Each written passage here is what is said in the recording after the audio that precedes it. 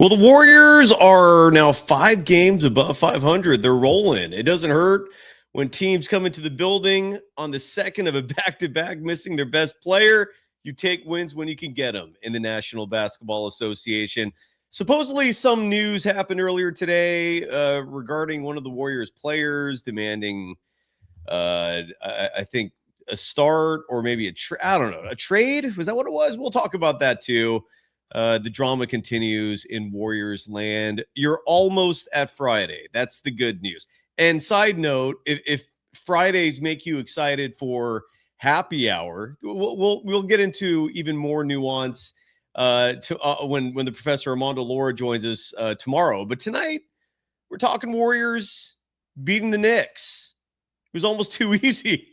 The Knicks suck, by the way. I don't, I feel like the Eastern Conference as a whole is just one massive joke. Like, how can you possibly take that conference seriously? They've been bad for like 30 years. I think ever since Michael Jordan retired. I know they've had like little blips here and there. Like, the Miami Heat have had some runs. LeBron's Cavs had some runs. The Celtics have had some. You've had little like moments here and there of some good stories coming out of the East, but it's so few and far in between. I thought this Knicks team was supposed to be real, and again, I know Jalen Brunson's missing, but that ain't a real team. That's a joke. And the Warriors showed why, because they beat a team senseless, while they themselves are fielding a team with a bunch of... I must have done about 100 miles. That's what the Warriors are. The Warriors are just a bunch of tattoos. But they won, and let's talk about it. I'm definitely going to bring the audience on the show tonight. I'm sure a lot of you have things to say. Ryan Leong, we're hoping will join us live from Chase Center. He was part of the pregame press conference where Steve Kerr addressed the trade request. let's get it. It's madness. It's craziness. And despite all the nutty storylines coming out of Chase Center, you also got a Warriors team that just keeps winning when they're supposed to. They improved to 23-19. They're now 4 games above 500. They got the Hornets coming in town Saturday. That might be another easy one. They got Miami coming in town Monday. That might be another easy one. I feel like every team that comes to town, just suddenly their best players get injured. So I'm going to expect LaMelo Ball, Miles Bridges, Brandon Miller to be hurt for that Charlotte game. I'm going to expect Norm Powell, Bam Adebayo, Wiggins sitting out of that Monday Heat game. And then this 8-game homestand concludes next Tuesday when the Warriors host the Toronto Raptors. And I'm going to guess half their team will be hurt as well, because that's how this is playing out for your Dubs. They're staying alive. They're staying relevant how they can. They come away victorious. Let's break it down on a Thursday night. We are powered. That's my electricity sound effect by FanDuel, and the program is called the Golden Days. Let's go. Welcome to the program. My name is Cyrus Saatsaz, your host for this evening, coming to you live from the Golden Days studios in West Sonoma County, California. You can follow me on Threads and Instagram at Dog Wild. Over on Twitter, my handle is at Surf Journalist. The program on both platforms at Golden Days Pod. Again, coming to you live immediately following the Golden State Warriors victorious at home in a game that the Knicks owned to start.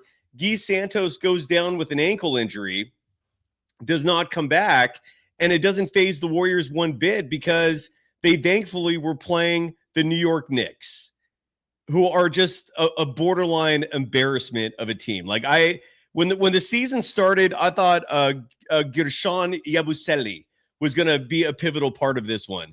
I think he got like garbage time minutes. I forgot when he played tonight, but the box score is showing he got 3 minutes, 59 seconds. Irrelevant. I thought the Jordan Clarkson edition was going to work wonders for the Knicks in terms of depth. Jordan Clarkson, irrelevant. Had 11 points tonight, only played 18 minutes, 27 seconds. And beyond that, I look at this Knicks bench, and it's garbage. Do the Knicks want Jonathan Kuminga? How about a Kaminga for Mikal Bridges swap? Who's saying no to that? Are the Knicks saying no to that? I think you do a hell of a lot worse than Mikal Bridges. I would love. I'm still holding out hope that the Warriors maybe will get lucky and convince Utah not to ask for the world, so they can get Larry Markkinen. Mike Lowry. I'm Mike Lowry. Lowry Markkinen, or Larry Markkinen, depending on where in the world you are. JV 535 in the chat, bringing up an Al Horford block. Al Horford's been playing some ball lately. When Armando Laura, the professor, comes on the show tomorrow, you skeptics out there, you folks that don't like his negativity, I love the professor. I love everybody who comes on this show, Professor Laura included. Give him some shit if you think Al Horford's starting to make Mike Dunleavy Jr. in this front office look good. He actually had 2 blocks. Is that true? Yeah. You're mistaken, JV 535. He had 2 blocks. Shame on you. Hamza Kassem is asking about my opinion on Jimmy Butler, saying he should be untradeable. Agree. I love Jimmy Butler. I absolutely love him. I don't want him to go. I want him to finish his career wearing a Warriors uniform. We shall see. Funk Form in the chat saying the Warriors showed grit. Yes, they did. Look, when all's said and done, the Warriors still have one guy that opposing defenses have no idea what to do with. I'm going to leave you, by the way, to the audience to decide who's going to be our FanDuel player of the game. And I say that because I personally was going to hand the award to Wardell, who's still going strong. Defenses have no clue what to do with him. All he needs is millimeters of space to get off one of the quickest releases in NBA history. And that quick release coincides with beautiful form and touch. Dude is lethal. And I was originally going to say, no question, Wardell, Steph Curry, 33 minutes, 51 seconds tonight, 10 of 17 from the field, 4 of 9 from deep. That's just shy of 50% shooting. It's a hell of a number. Added 7 assists. You love to see that. 3 boards. Steal and a block. But then I'm looking at Jimmy Butler's stat line. And Jimmy Butler had one of those games that, correct me if I'm wrong, but I didn't get the impression he was stealing the show tonight. But then I look at the numbers. Jimmy Butler, 31 minutes, 58 seconds of play. 14 of 22 from the field. Even drained a 3. He was 1 of 3 from deep. 8 boards, 4 assists, 2 steals. A game high 32 points compared to Wardell's 27. So is it Jimmy? We got a Jimmy vote. Got a Jimmy vote. Got a Jimmy vote. All right, it's Jimmy. The XX in for no. The for no. I don't know what that means. I'm sorry. I'm butchering it probably, but saying he played cat off the floor. Are you talking about Jimmy Butler? G4M saying that Jimmy stole the show. Is it because of the first quarter? I know the first quarter was kind of ugly, and it wasn't until the bench unit, the second unit, that Jimmy typically anchors. Because the minutes with him and Steph after they start the game and the second half, they stagger them after that. You get one or the other. Their minutes overlap again at the beginning of the halves and at the end of the halves. But at the start of this game, the Knicks were well in control. After the first quarter, they were up 35-30, but that does not even tell the story of that first quarter. The Knicks were up by 17, hitting everything. More specifically, in the first quarter, the Knicks were 6 of 9 from deep. Which is 66.7%, 54.2% from the field total. But Yeah, Jimmy and the crew led the search to come back. So I get it. Giving it to Jimmy Butler. Jimmy Butler, Himmy, our FanDuel player of the game. No disrespect to Wardell. Comes up as the runner-up tonight. Here's a huge reason why it's so easy to just, at least for me, why it was so easy for me to just automatically defer to Steph.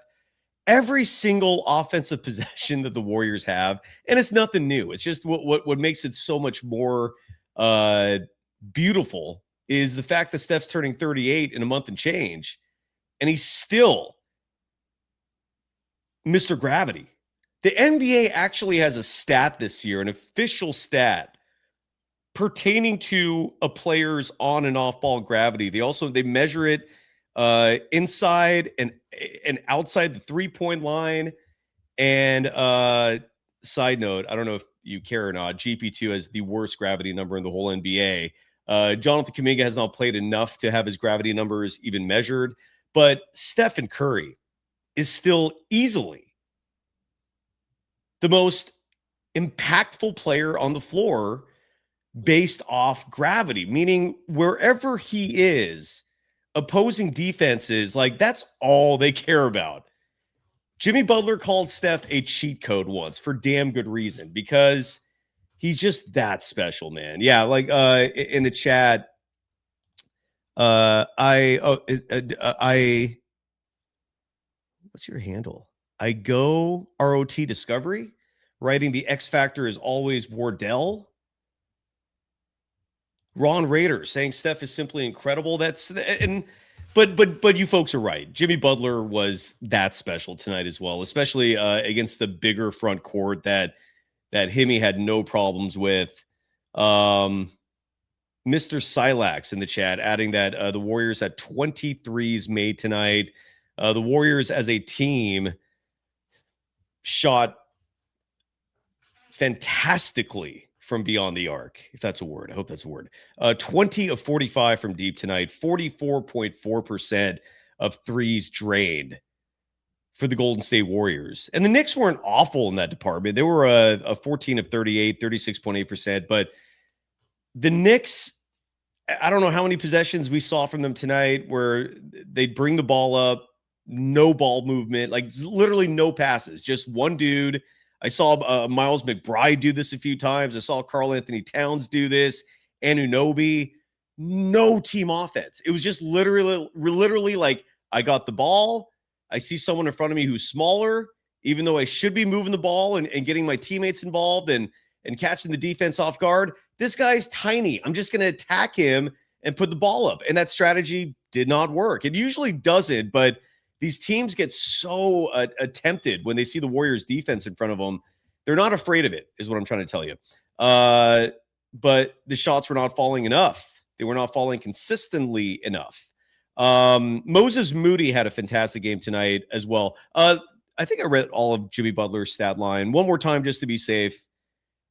He had one blemish in this game, and that was his free throw shooting. He was just 3 of 5 from the charity stripe. The Warriors only had 13 free throw attempts total. New York had 19. The Warriors 10 of 13 from the charity stripe. The Knicks 15 of 19. 126-113 is the final score. I don't know if I said that out loud yet. Again, as the Warriors improve to 23-19, we'll check out the standings in a little bit. Ryan Leong will join us from Chase Center soon. We'll hear from some sound from the players and coaches. I want to start the show, however, in terms of multimedia elements from players and coaches and all that good stuff. I want to start it off with pregame. If I can find what I was looking for. Because early this morning, Shams Charania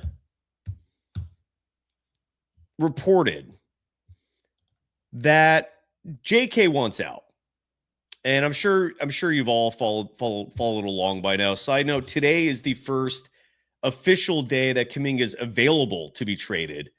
And it's no coincidence that the announcement coincided with his first day of eligibility. And I think a huge reason why Kaminga and his representatives felt the need to come out and make this demand the way they did, instead of just sitting back and letting things play out, is because of what we've been talking about on the show for a long time, that there is a very real possibility that Kaminga's not going to go anywhere. And Kaminga himself and his representation, led by Aaron Turner, they desperately want out, for the simple reason that there is no benefit to just sitting there on a night-by-night basis. Kaminga hasn't played since early December, I believe. He had a 10-minute stint, just been DNP'd endlessly, and common sense would dictate trade coming. However, what nobody in the mainstream media wants to touch as a subject matter is the very real scenario happening, and it's been happening for years. And I feel like we're one of the only programs, maybe the only program, reporting on this extensively, and that is a proxy war behind the scenes between Kerr and this coaching staff. And it's really just Kerr. It's just you say coaching staff because he does have a coaching staff, but they're all just doing whatever the hell he says. They're in line. They're loyal soldiers. They want their paycheck. They're not going to bite the hand that feeds. So it's basically Steve Kerr versus the front office. And Kaminga right now is just caught in the middle of this warfare. If you want to blame the front office for just letting Kerr run this thing amok, yeah, valid criticism. My strong guess is that they don't want to rock the boat in terms of firing Kerr midseason, considering how much trust and loyalty he's earned from the fan base, from the veteran core. And what would shock me tremendously is Kerr coming back after this year. Like, my mindset right now watching this team is, this is at least Steve Kerr's final hurrah as the head coach of the Warriors. Steph's under contract for one more year. So is Dre. So is Jimmy Butler. I do not see Steph going anywhere. I think Steph wants to retire as a member of the Golden State Warriors. And so the Warriors will acquiesce to his wants and needs. But I don't think even Steph will have the power to keep Kerr around another year after this. This is coming to a head. This is at the apex of this proxy war between the two sides. Neither one of them wanting to make this public clearly. Bob Myers bounced for this very reason. And we're in this position now where the front office, they play the asset management game far more than they're playing the what do the fans want game, because the fans oftentimes, depending on who the fan is, obviously, but oftentimes they're wrong. Oftentimes they're casual observers who don't know the intricacies of what's going on behind the scenes. They don't they're not oftentimes placing proper value on individual players and their worth big picture. And maybe most importantly, what I never hear from fans, and what I'm never hearing from this local media scene, is plans for the future. And maybe for good reason, because this is one of Steph's final years at the peak of his powers, still playing in his prime, or at least close to it. And so the fans, that's their focus. At least a lot of fans is make the best out of Steph's final years, right? Like maximize his potential. And I can understand that clearly. At the same time, the Warriors are not going to just ignore the very real possibility that giving up vitally important first-round picks now can damage their future prospects. Life does go on. The show does go on. And that's routinely disregarded in all of these scenarios involving trades, a player movement, is the future, even just next year. And Kaminga does play a part in that, because the way Joe Lacob, and to a lesser extent his proxy, Mike Dunleavy Jr., their mindset is, how is this team going to look next year? I don't know what their plan is or what their foresight is for 2027. They clearly want most, if not all, contracts off the books for a clean slate in 2027. But that's their thinking, is we're not going to just give up Kaminga for nothing. We're not going to just trade him away because Steve Kerr doesn't like him. And they're also very resentful of Kerr, because if Kerr was going to do this, they would have liked to have known last summer. And this is where the fault largely falls on Kerr. Steve Kerr could have easily told this front office last summer, I'm not going to play these three together, meaning Kaminga, Dre, Jimmy Butler. Steve Kerr could have easily communicated that point to the front office.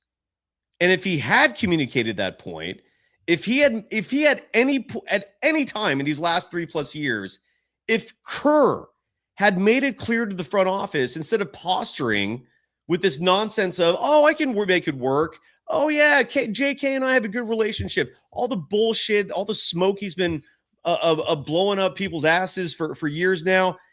If he had instead told the front office in a very direct, honest manner, I don't like this kid, I'm not going to play this kid, they would have moved on.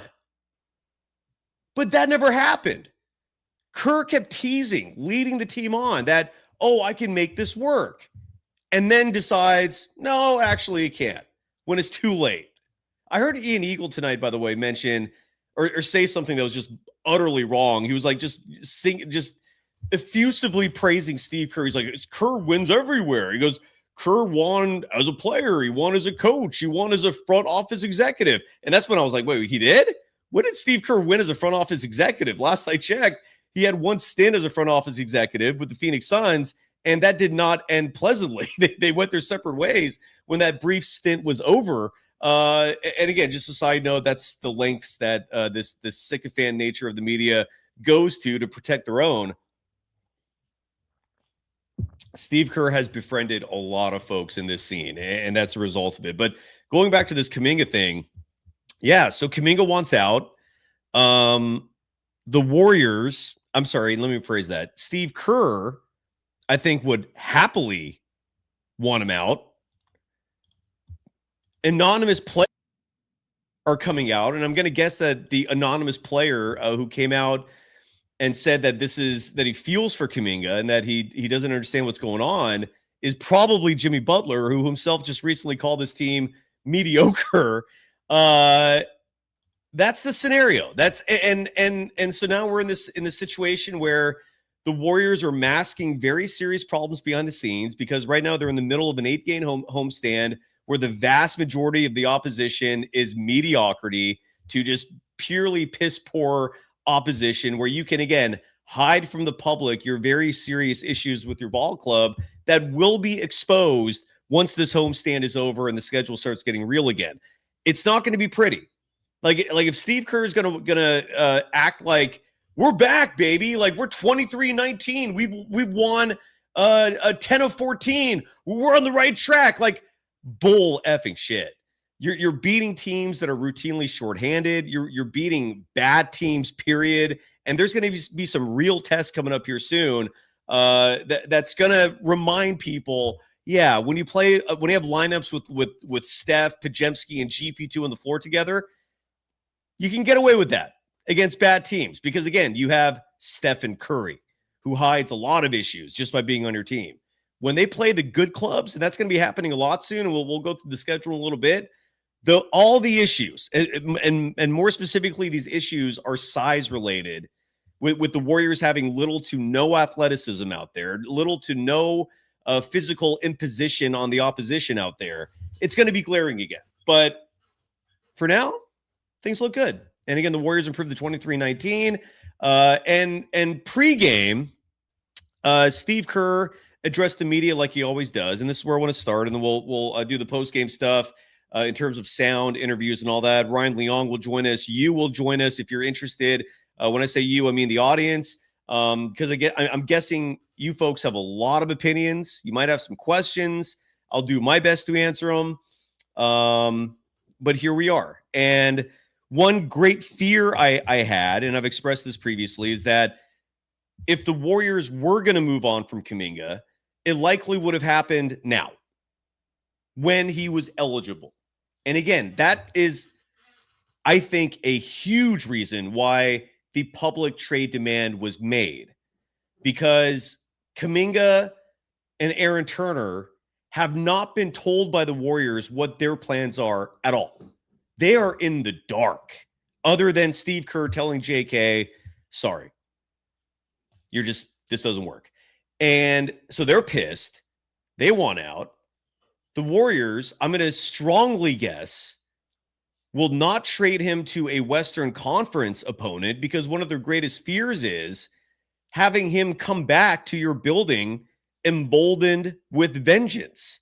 Like I see people bringing up the LA Lakers as a potential trade target. Unless LeBron is coming back, good luck with that. Do you think the Warriors want Kaminga and the Lakers blowing their shit up? Same goes for the Mavericks. Do you think the Warriors want Kaminga with the Mavericks coming in town 1-2 times a year and Kaminga, like they are terrified of that scenario because unlike Steve Kerr, they still believe in Kaminga's potential, as do a lot of people, as do a lot of NBA teams out there. This is a messed up situation. Jamal Brown writing in the chat that if there was a trade, it should have been done by now. The fact that there is not one is quite concerning.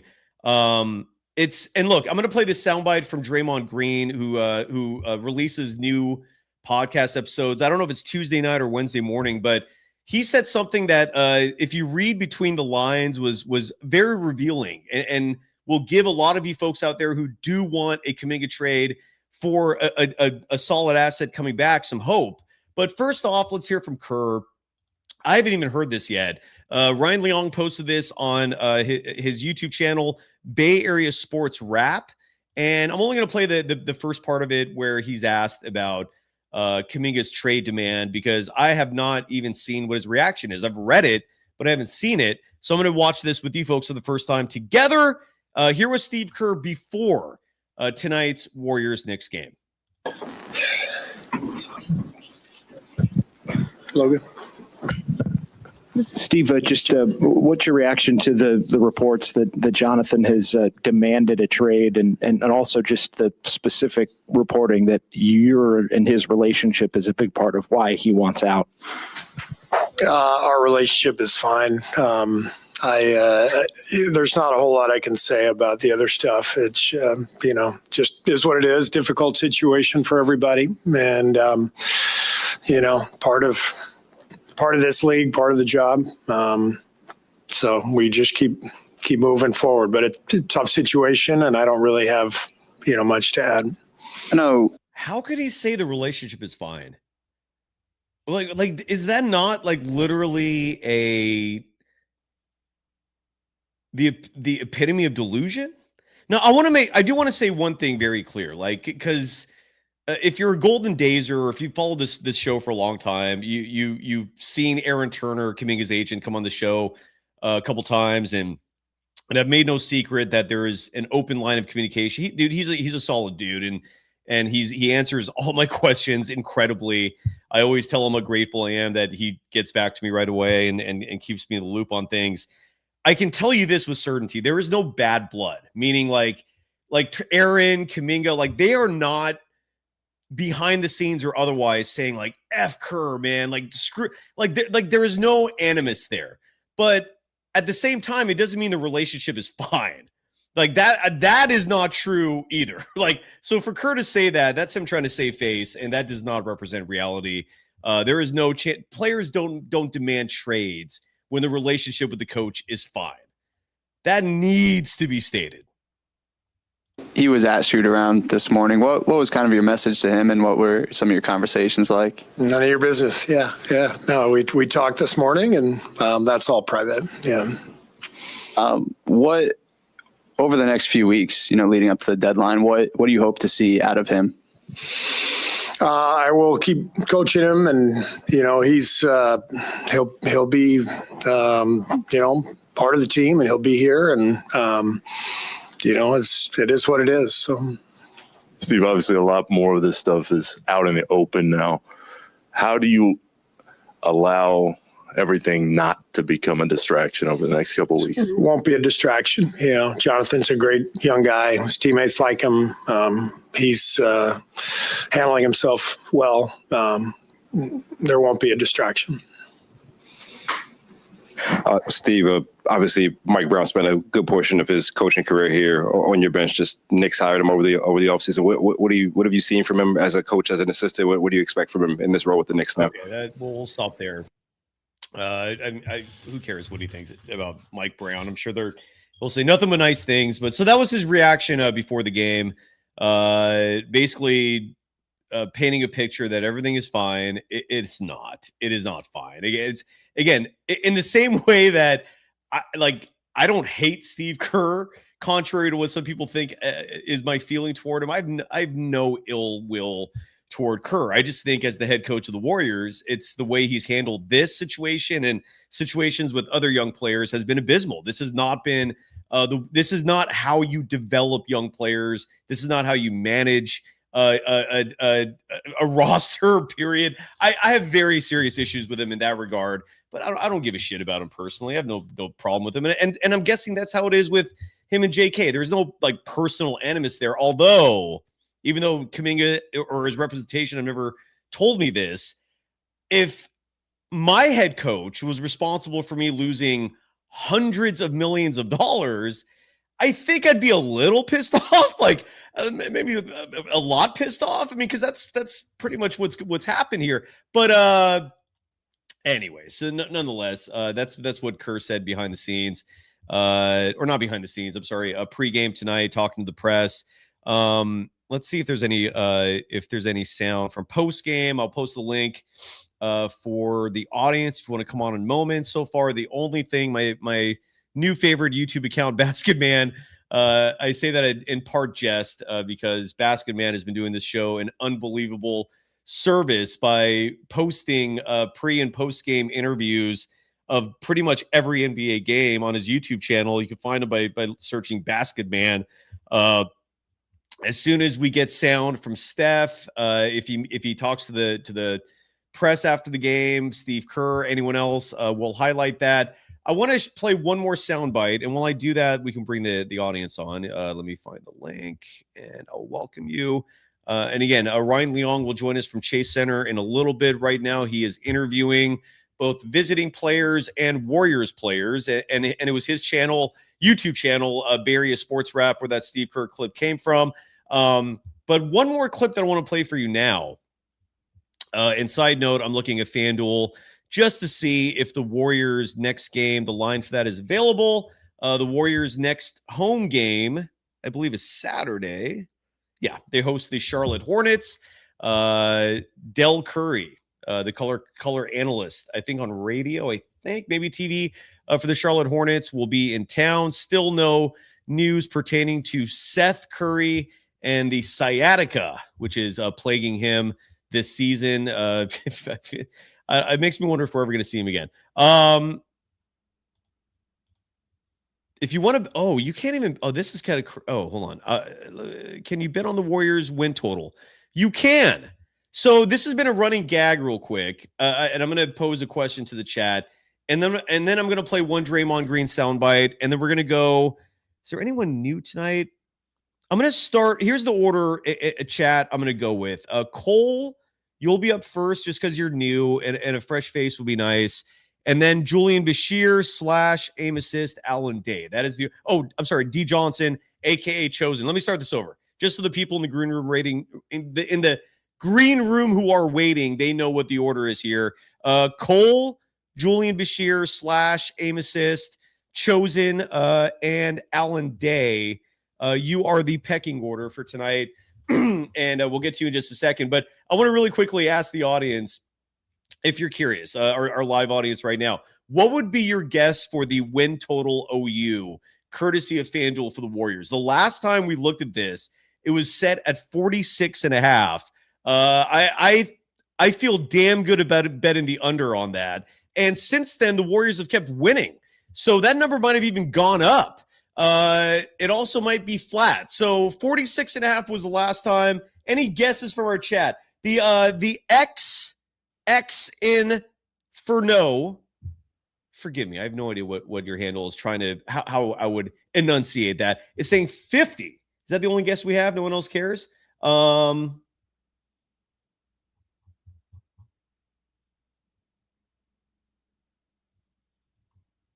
the memo, 47.5.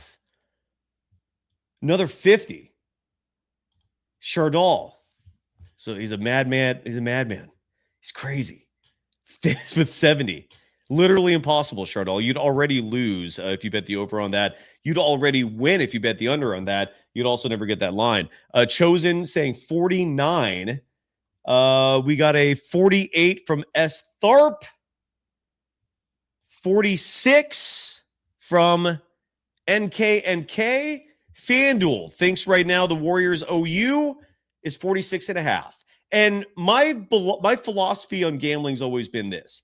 If you guess a line and you feel good about it, and then you look at the actual line and it's considerably off from your guess, put your money down on your guess. Meaning, if you thought in your head that 50 was going to be the OU and you feel really good about that, and you just found out it's 46.5, bet the over. If your instincts are telling you 50, and granted, this is just a philosophy. This is not a science. There's no guarantees with gambling. There's no guarantees in life. But what I hope you can follow along in terms of what I'm trying to say here. If you feel good about something, and then you see the actual odds are in your favor, put some money down and collect that check from FanDuel. Enjoy 46.5 the current OU. One clip I want to play real fast, and then we'll bring Cole on the show, who I think is new. I don't know if we've had Cole on the show previously. This is a soundbite from Mr. Draymond Green. And real quickly, even before I do that, Moses Moody, I did not get a chance to give him his flowers tonight. Moody was fantastic. Moses Moody was a huge reason why the Warriors' three-point shooting tonight was exemplary. Again, the Warriors were 20 of 45 from deep. That's good for 44.4% shooting from beyond the arc. That's exemplary. And Moses Moody was a huge reason for that. 21 points on the night, all 21 of his points coming courtesy of the three-point line, where he was 7 of 9 shooting from deep. And those are some big shots. Every time the Knicks were starting to make a run, at one point late in this game, the Knicks were on the verge of making this another clutch game, something that the Warriors during this homestand have been able to avoid. There was Moses Moody draining a clutch bucket. 21 points for Moody tonight on 7 of 9 shooting from deep. Bravo, Mr. Moody. And here is Draymond Green on his recent podcast. And this is the person who posted this, by the way, they sped it up. So if he sounds weird to you, it's because of this person who uploaded it. They sped it up, I think, by 0.25. So you can totally understand what he's saying, but it sounds a little funky. Here is Draymond Green on his most recent podcast. This was a day or so ago. And it's very important to note as you're listening to this that Draymond has a shitload of influence with this team. A lot. Him and Joe Lacob talk. Joe Lacob listens to him. Draymond Green could be the next coach of this Warriors team. Or a coach. Maybe not the next. Maybe. Shit, I don't know, man. This whole thing is a loony bin. But here is Draymond. And for those of you that are super bummed out about this Kaminga situation, this clip might give you some hope. Here's Dre. Trey Murphy has also been in a bunch of trade talks. He's been playing incredible. It's been interesting to see Trey Murphy's growth in this league. He's gotten a little better with the ball. Obviously shoots the lights out of it. He's starting to have more plays at the rim, which means he's getting to the rim more, being a lob threat, finishing at the rim better, expanding on his game. I also saw that came out the other day that Trey Murphy, Zion, Derek Queen, or Jeremiah Fears weren't available for trade talks. I found that interesting, that New Orleans has no picks. And, their record is right at the bottom of the league. I found that very interesting for those reports to come out. Needless to say, Trey Murphy's been playing great. And I think if you're looking at Trey Murphy, you have to ask, what is the value of the trade, right? Like, what does someone have to give up to possibly trade for Trey Murphy? Because depending on what you're going to give up, they say he's off limits, but that could change. Trey Murphy. And again, that was sped up. That was a sped up Draymond Green. Side note, someone emailed me the other day. I need to start reading some of your emails out loud. That is something I need to start making a routine bit, because so many of you send me these really thoughtful, kind emails. Some of them are very constructive in terms of ideas for the Warriors, and I try to get back to as many people as I can. But I bring that up because someone emailed me the other day, and they asked me to go back and listen to one of these Chardol segments sped up. Supposedly it's comedy. I digress. Draymond Green here, what he's basically saying, if you did not follow along very carefully, is that even though in reference to the Matthew McConaughey movie Dazed and Confused. What's going on? Was Chardol's here Golden now? Days in reference to the Matthew McConaughey movie Dazed and Confused. Thank you, Chardol. You'll be on the show later on. Chill out. What Draymond is saying here basically is that even though the New Orleans Pelicans and their GM, president of operations, whatever his title is, Joe Dumars, even though Dumars made it clear that the young core of this team is not going to be moved, here is Dre publicly. God bless this man. On one hand, his candor, given his position, is crazy. It's batshit crazy. But in this modern world we're living in, where transparency, authenticity are both suddenly very valued, largely because we can actually get it now. We don't have gatekeepers censoring information. Imagine if this Steve Kerr situation was happening 20 years ago, when you only had like 5 options to choose from for media. Steve Kerr would continue just owning everything.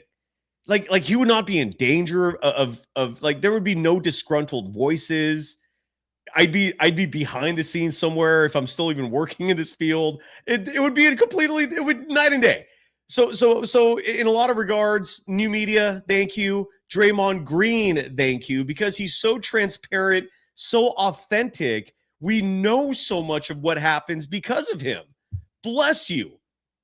And in this instance, Draymond is basically saying, look, I know Trey Murphy is not on the block. He's not available in the market right now for wheeling and dealing. But New Orleans, you don't have a pick next year. Wink, wink. You know what that was? That little subtle reference meant that maybe for the right player, the Warriors would give up their first round pick next year. And a huge reason for that is because that pick next year will likely be somewhere in that 14 range, maybe even lower. Unlikely to be a lottery pick, but better than nothing. So what he's basically telling the Pelicans is, look, come on. You got no picks. I know you're saying you don't want to move anybody right now, but wink, wink. We'll toss you a first rounder next year. Give you Kaminga. You've already got Looney and Jordan Poole there. He's going to assimilate perfectly fine.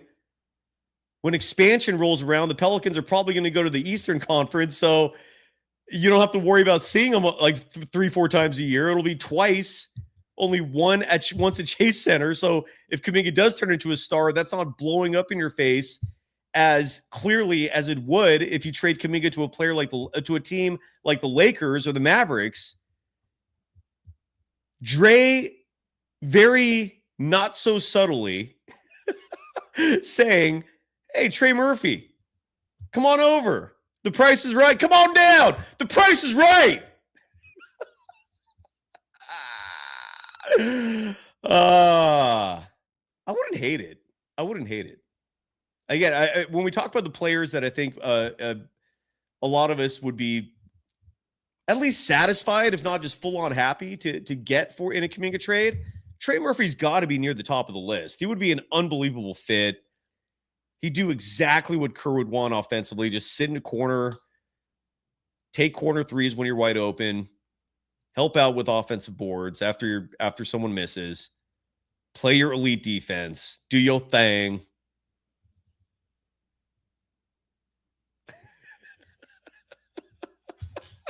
Let's get Cole on the show. Cole, is this your first time on the program? How are you doing? Hello, can you hear me? Loud and clear. How are you doing, Cole? I'm doing good. How are you? I'm all right. What's up? I'm just really happy to have this after this Warriors win, we're 4 games above 500. That's the first time in the season, guys. We should be really happy. And even though Kaminga requested a trade, we should not be wasting our heads on that. We should not waste our times talking about Kaminga. That is a thing that is not in control. We cannot do nothing in that situation. We need to hope.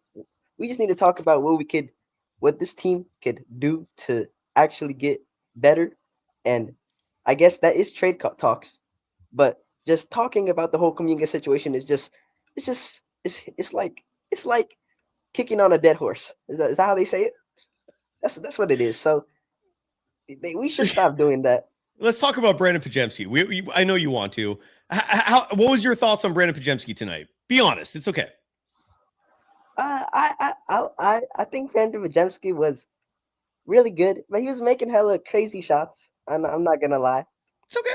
Shots I didn't expect, but he played good. He played good. So I'm happy about that. But again, what I always want from Pajemski is assists. He only got 2 again, but I'm not going to poo-poo on him either because he did have 19 points. And when you shoot 8 of 9 from the field like Pods did tonight in 25 minutes, 44 seconds, and you win the game, you take it. So good night for him. Agreed. So you just want us so Desi, I mean Cole, you just want us to talk no more Kaminga talk. So what do you personally want from Kaminga? Do you want him to stay? Do you want him to get traded? And let's say for the sake of argument that he does get traded. Is there anyone out there that you think would be an ideal trade target? Yes. MPJ, Trey Murphy. I think those are the main 2. I mean, you could trade him for I guess, I don't know, some role players, Sadiq Bey and stuff. I mean, that wouldn't be ideal, but it's better than nothing. I mean, that's $22 million just on the bench doing nothing. So, I mean, that's their choice. But the front office doesn't want to send picks, This is what happens when Joe Lacob is running the show and stuff. So they don't want to send the picks, and they're fucking up Stephen Curry's, I guess, second prime. I guess I don't know what to say. This man is averaging 28 points. Jimmy's going crazy. The big 3 is playing good. Horford is playing good. Melton is playing good. It's actually pathetic too. That's the thing. He's so glamored by Giannis. He gave up on Steph at 31. Trying to get Giannis and stuff. He's been hoarding these picks, and now when we actually have an okay team, we're 8th in the West. We're only 2 games behind 7th seed, and we have 40 games left. We actually could go up the seed. The 6th seed is not a crazy thing to get to. So it's pathetic, honestly. But hey, I just hope we start winning and actually just get above 600 at least. You do know they traded their first round pick last year to get Jimmy Butler, right? Yeah, but that was their first round pick for that year. So it's low. It's nothing crazy. This last year, yeah. The picks post Steph era are the most valuable one. Those are the ones that actually get you shit done. 2028, 2029, 2030 and stuff. And him, I don't know. I mean, if you add MPJ to the roster, 6'10" guy, perfect system fit. He's a damn near off ball shooter. He shoots he's not as good as Curry is shooting, but if you want somebody to shoot as good as Curry, he's like a Klay Thompson type shit. And he's 6'10". That's just, and 2 years left on his contract. Perfectly lines up with the timeline of the Warriors. Everything. But still, Joe Lacob, no, I don't know what to say. Well, I'll explain to you what the logic is behind the Michael Porter Jr. news, because the reports are, I forgot who reported it specifically. Someone said today, though, that the Warriors have not reached out. I can't remember if it was Shams, it was somebody big, but that they have not expressed interest in Michael Porter Jr. in a long time. Who knows if he's even available, right? We haven't even heard that Brooklyn wants to trade him. But here's the reason why. And I'm glad, Desi, by the way, you came back, man.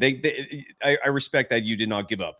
Good to see you again. What is your real name? Cole? Nah, I didn't think you were gonna put me in, so I just. No, I don't do. I'm not vindictive, dude. It's just. Look, I'm a human being, and there are days where, for example, that day that you came on where I lost my shit, and I did. But look, again, I'm human, and I've asked repeatedly, give up on these net rating stats to defend somebody if it's not a 5-man unit.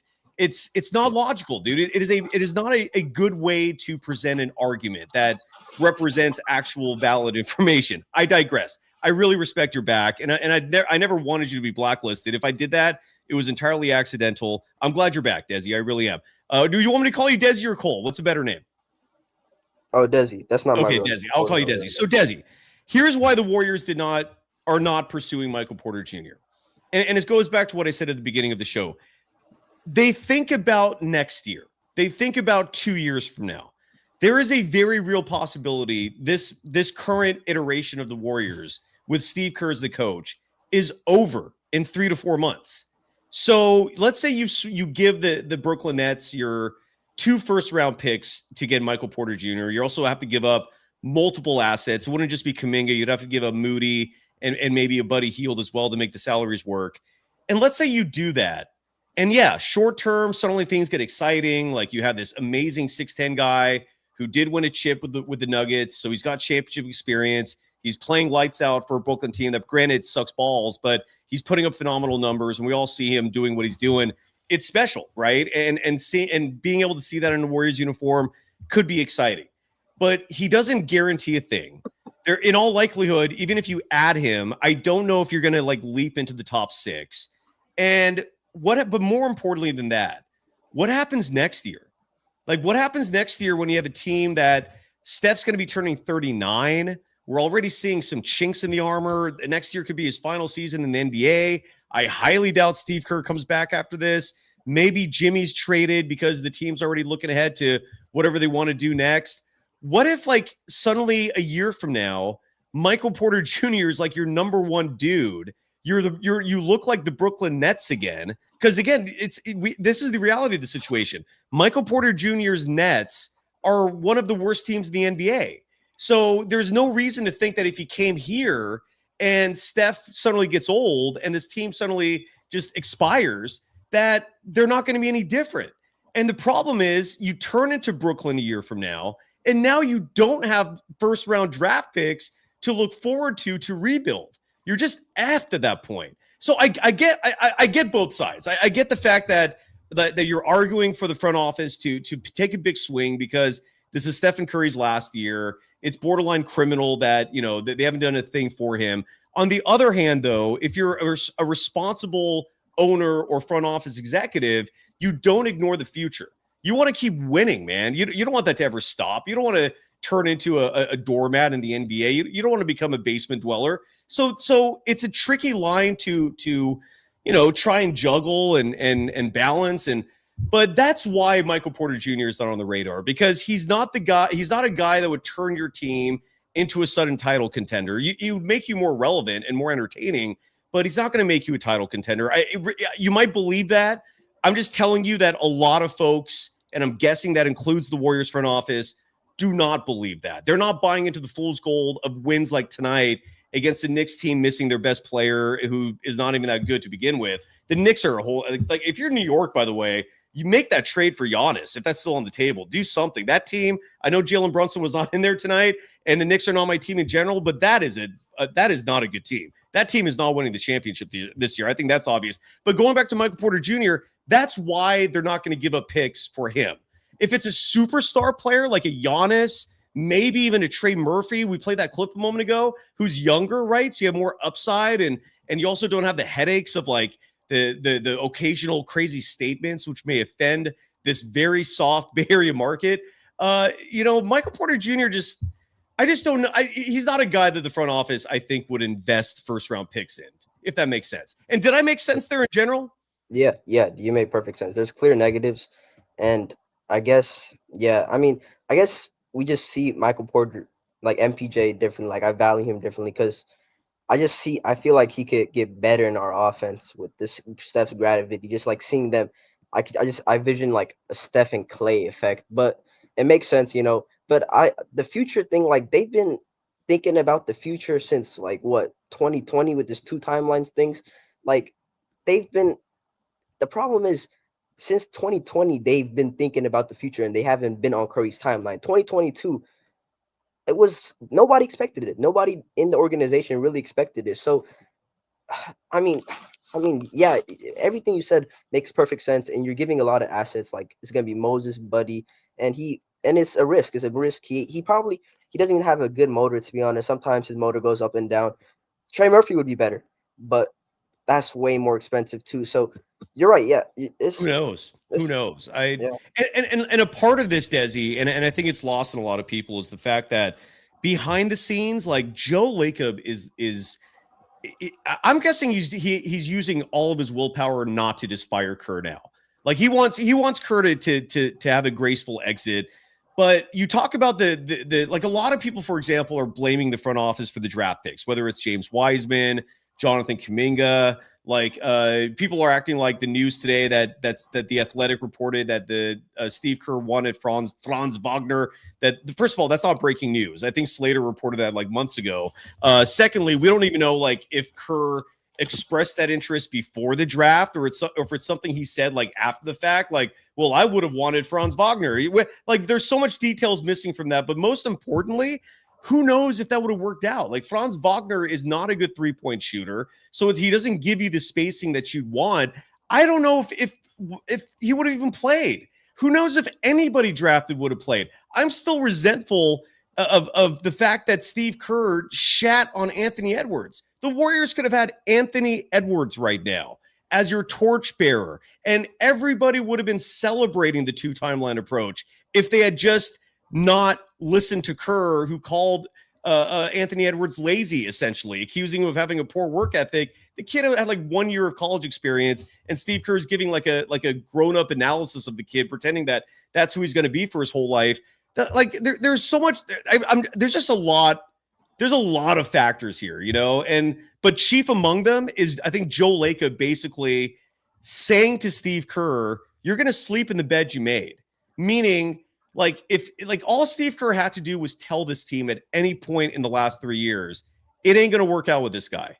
Why did Steve Kerr not tell the front office that? Like, Desi, what are your thoughts on that? Like, as one example of why Kerr drives my ire, like, why can you not communicate to your front office who you actually like and don't like instead of pretending that you can make it work when everyone knew it was not? Like, what's your take on that? Like Kaminga, you're talking about Kaminga, right? Correct. Yeah. Yeah, I mean, I think it was obvious that they weren't giving Kaminga an opportunity over these last 3 years. It's obvious Kerr was valuing like the veterans or stuff like that. I mean, and we could argue if it's right or wrong, but the thing is, the front office hold it on to him too long. They could have got a protected pick in the summer. They could have got Caruso that one time. Like, I think the problem is there's a miscommunication between the front office and the coaching staff. The front office sees the young players one way, and the coaching staff or Kerr sees them a different way, and that's the problem that's fucked up the 2 timelines pretty much. And I mean, the lack of I don't know if the 2 timelines could ever actually work, especially because to develop talent, you need to play them, you need to actually give them actual minutes and stuff. And it's a greedy move. It was a greedy thing. You again, and I'm curious to know what your opinion is. Why do you not place any blame on Kerr for not telling the front office that it was not going to work out? Because he never did that. Like, all Steve Kerr had to do was actually tell the front office, "I'm not going to play this kid," and they would have taken action on this sooner. Instead, Steve Kerr kept telling the front office, "No, it can work. I can make it work with this guy."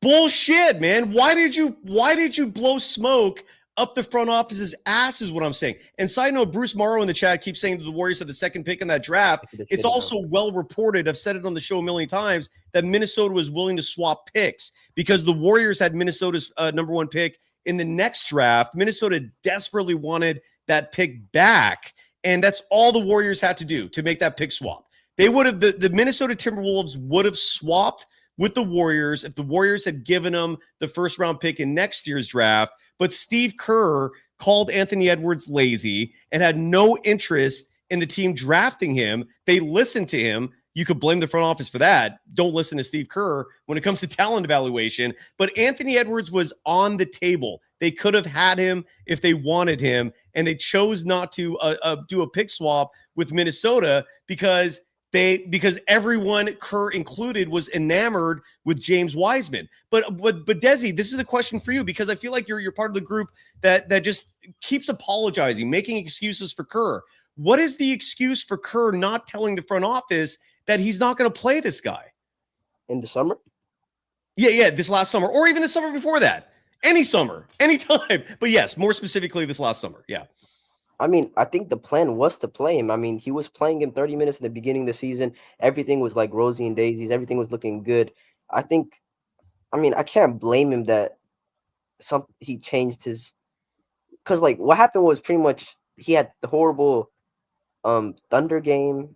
He had the horrible Cavs game. That was the Cavs game where he went like he did bad and stuff. So I mean, he just pulled out a person out of the rotations. I don't think he could have predicted that in the summer. He thought it would. He gave him the opportunity, and then I don't want to turn this into like a Kaminga, like how if we think Kaminga should be playing or not. But I wouldn't blame him for, he couldn't see into the future. He couldn't predict. I mean, he gave him the opportunity in the first part of the season, 30 minutes and stuff.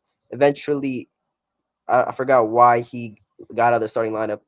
And then because of Kerr. Because Kerr didn't think it was a fit, man. But by the way, whoever's in the chat here that keeps writing in all caps, this Morrissey person saying that I'm not assuming shit. If I don't make assumptions on this show. If you're new and are unfamiliar with me, do a little research before you think that I'm just making shit up. I don't spew misinformation here. If I'm saying something that's an opinion, I will clearly preface what I say with that. But if I'm telling you something like it's a fact, I only have 25 years of journalistic credibility to back it up as an award-winning journalist. So do a little research before the next time you go in our chat and accuse me of lying or making assumptions. Not the case, man. I just want to make that very clear before you decide you want to, say or do something dumb. Again, but I just wish Desi you would hold Kerr a little more accountable for some of the decisions that he's making that are backfiring like spectacularly. All he had to do was tell the front office, like, why did, like, you're basically telling me that he tried and then he gave up, right? That he didn't think it worked and he gave up. But by now you could not have figured that out. You could not have figured out that this was not going to work. You had to see it for yourself again. Like, that's the part that I'm not going to give Kerr a pass on that, man. I can't. I just can't. The last part of the season, when Kaminga was coming back from injury, we were trying to win every single game. So there was more reasoning to not play Kaminga because that was like risky and we don't know and stuff. But the whole point of like signing him, the main thing like this summer was, okay, we have full 82 game season. We're gonna actually try it and we're gonna figure this out. They tried it, they figured it out, they tried it and nothing worked. So I can't really blame him for like thinking, oh, it might work. Because last season he didn't want to experiment at all because we were like under 500 for a lot and stuff. So it makes sense. So I don't blame him on that. I mean, I would blame him for not playing those guys, the younger guys back then. But this 2 times lines things was destined to fail. You got these young guys in this read and react offense, this motion offense. Of course it's going to be difficult for these guys to understand it. So I mean, yeah. Well, don't forget that the 2 timeline thing was not exactly a plan. The Warriors only won 15 games in 2019-20. So the number 2 pick landed on their lap. What's unfortunate is it was one of the weakest drafts in NBA history. Bob Myers tried to trade down. Nobody was interested. Tyrese Halliburton was not high up on anyone's mock draft board. It's not like people were like saying, dude, you should, like in the media or fans or anybody was out there saying, I'm sure there was like exceptions, but for the most part, generally speaking, there were not voices out there saying, take Halliburton with the number 2 pick in the draft. It just, that did not exist. So hindsight's 2020. It's very easy to go back and blame them. That draft sucked, dude. But the fact that Anthony Edwards was there and anyways, yeah. I don't blame them for 2020. Everybody thought Wiseman was a thing. Everybody wanted a big man. It's been like the Warriors' dream. So I don't blame them for that. 2021, that's where like we had 2 picks and we pretty much went 0 for 2. So it's like that's the one that hurts. And that was a good draft. I mean, it had some nice players. I mean, Şengün, that was Şengün, Cade Cunningham, But who else? Scotty If Barnes. you're referring to the players of the Warriors passed up, I mean, you look at Trey Murphy, you look at Alperen Şengün, as you mentioned, you look at Quentin Grimes. There's like a couple other names. Trey Murphy, Şengün, Quentin Grimes. I mean, Cam Thomas is kind of like a whatever. I don't think there's regret there. There's at least one other big name that I'm missing, though, that I know in hindsight, the Warriors would have loved to have gone back. But anyways, yeah, look. But and then the other side of the coin is, how do we know if any of these players would have worked out? Oh, and Jalen Johnson is another big one. Yeah. But you go back and you think, how do we know any of those would have worked out with Kerr? Like you look at any of these players who have made it, and the common denominator is they were all getting heavy minutes. Jalen Johnson in his second full season was playing 35 minutes a game, and he was not putting up good numbers. He was only shooting, I think 30 or 31% from deep. He was only putting up, I think, 18 points a game, but he was getting those minutes because that's what you have to do to find out what this guy is. Like, you're never going to know what the potential of a player is if you don't give him the minutes. And that logic could easily apply to anyone else. Like, are you confident that Kerr would have played Şengün? Are you confident that Kerr would have played Jalen Johnson or Trey Murphy? I mean, what if he gave them the Kaminga treatment? That's to me, that's why ultimately I want a new coach desperately, man. A $4.99 donation from If You Can't Pull It, Push It Along, saying that Kerr said it publicly on TV at the end of the season that he can't win with Kaminga. He did? I don't remember him saying that like that. And again, I'm referring more to like actual interpersonal communication between your head coach and your front office, the type of stuff that professionals are supposed to do. If there's no communication going on, that's another massive red flag. But so I don't know if he definitely told the front office. Like, I don't remember an exact soundbite where he publicly said, we can't win with this guy. I don't know, but I don't know if that was actually said. Anyways, Desi, it's good to hear from you again. Any final thoughts? Nothing really. I just hope we start winning, getting above, what's it called, 500. And they are above. I They're 4 games above 500. They're. I know, but get multiple games. My bad. I should have worded that better. Multiple games above 500, but I don't think we're as bad as we think we are. We should have won some games before. And I think we're with them. With all the teams in the West, we're up there. And I think if we just start winning and start winning, and hopefully this JK stuff gets resolved, I guess. It's crazy. It's absolutely batshit crazy. I don't know if there's ever been anything like this in the NBA, man. Everybody. Yeah, I have a question for you. Yeah. Do you know, did his camp specifically want it to be demanded when it was reported, or because I noticed when players be when the reports be coming out, it's usually like, oh, this player requested a trade. This is the first time I've seen it be demanded. Demanded. He wants out, dude. He's miserable. He's miserable, dude. Like it's easy to put on the smile. It's easy to be the good soldier and smile and be the good teammate and all that, because at least he's getting paid now, and he's at a point where he can take care of his family. He's set. Those concerns are for the most part over. Look, you get $20 million over the span of a year. You invest that right, you're set for 10 lifetimes, right? But so he's happy there, but he just wants to play, and he is worried about he wants to be an NBA player, and right now he's just sitting on a bench.